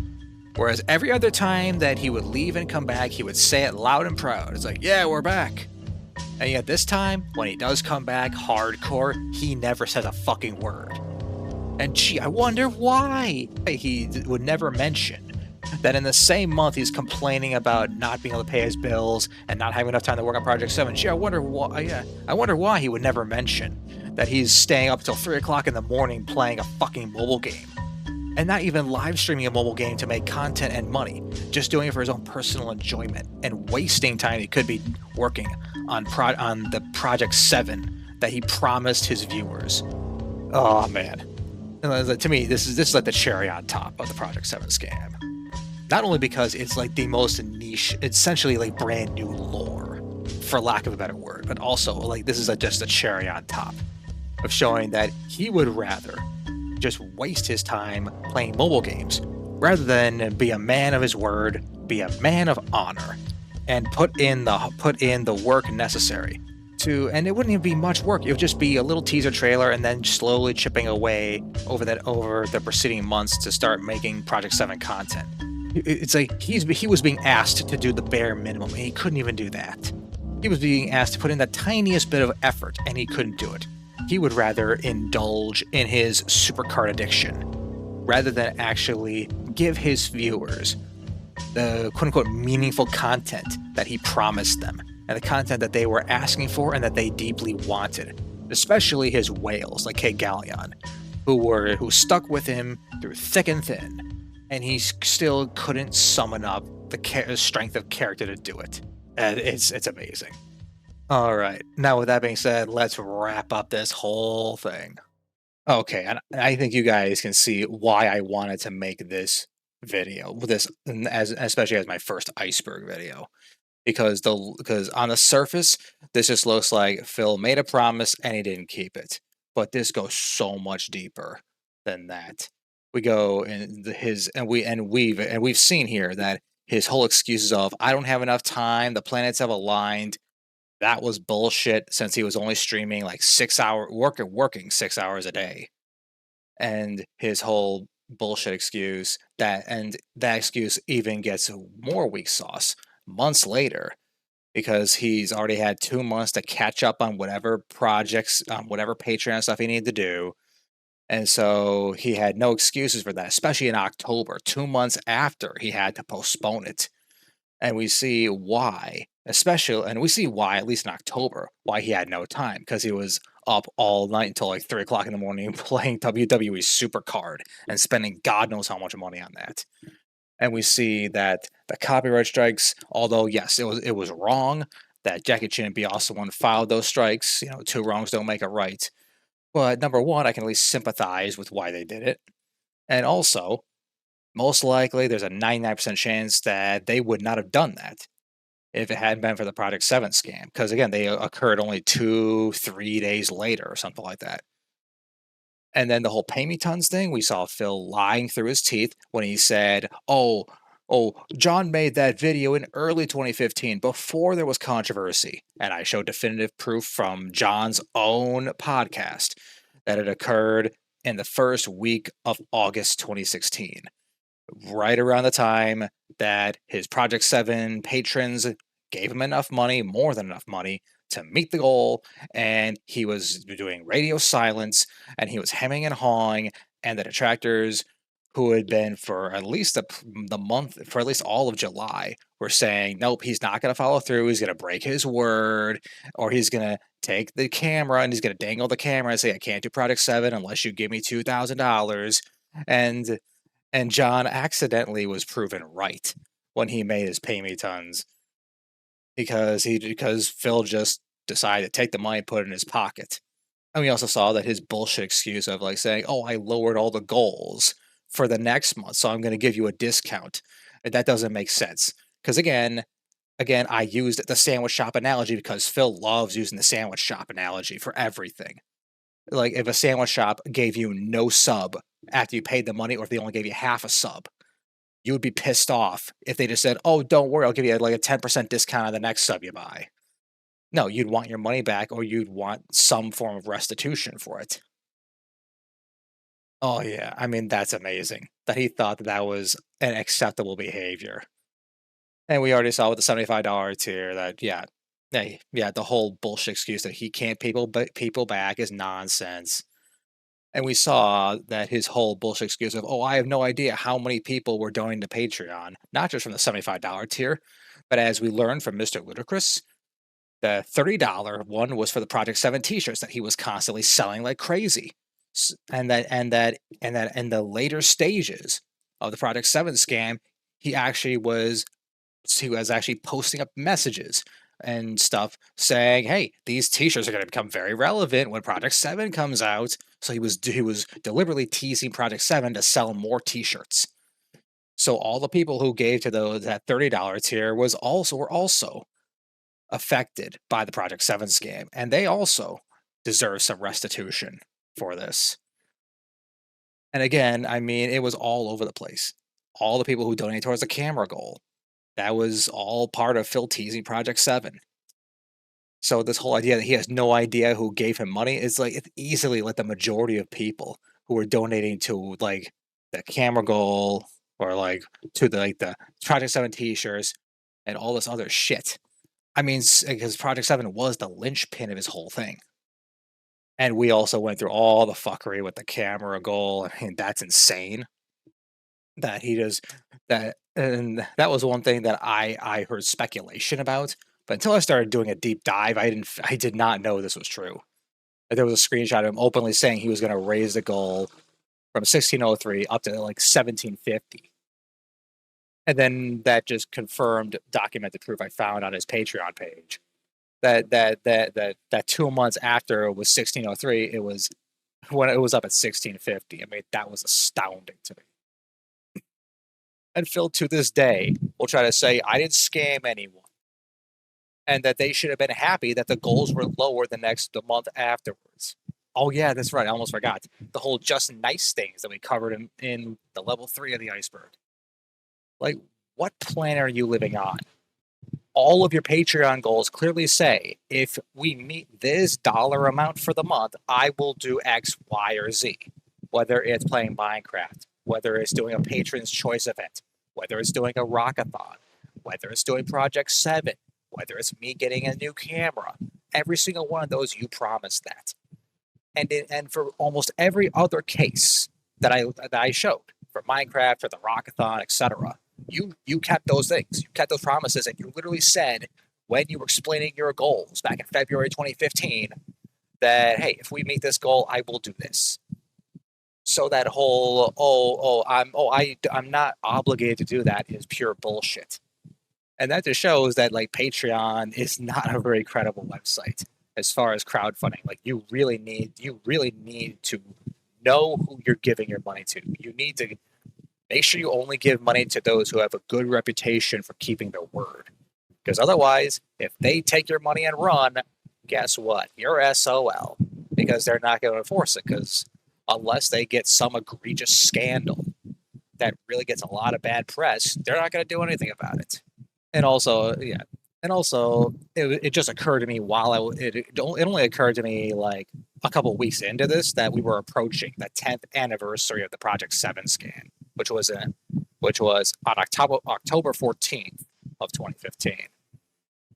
And it just seemed like just the timing was perfect to make this video. And I'm so happy I did this, because this video not only is it the longest video, but it was definitely the most surprising when it comes to like new lore that you could discover.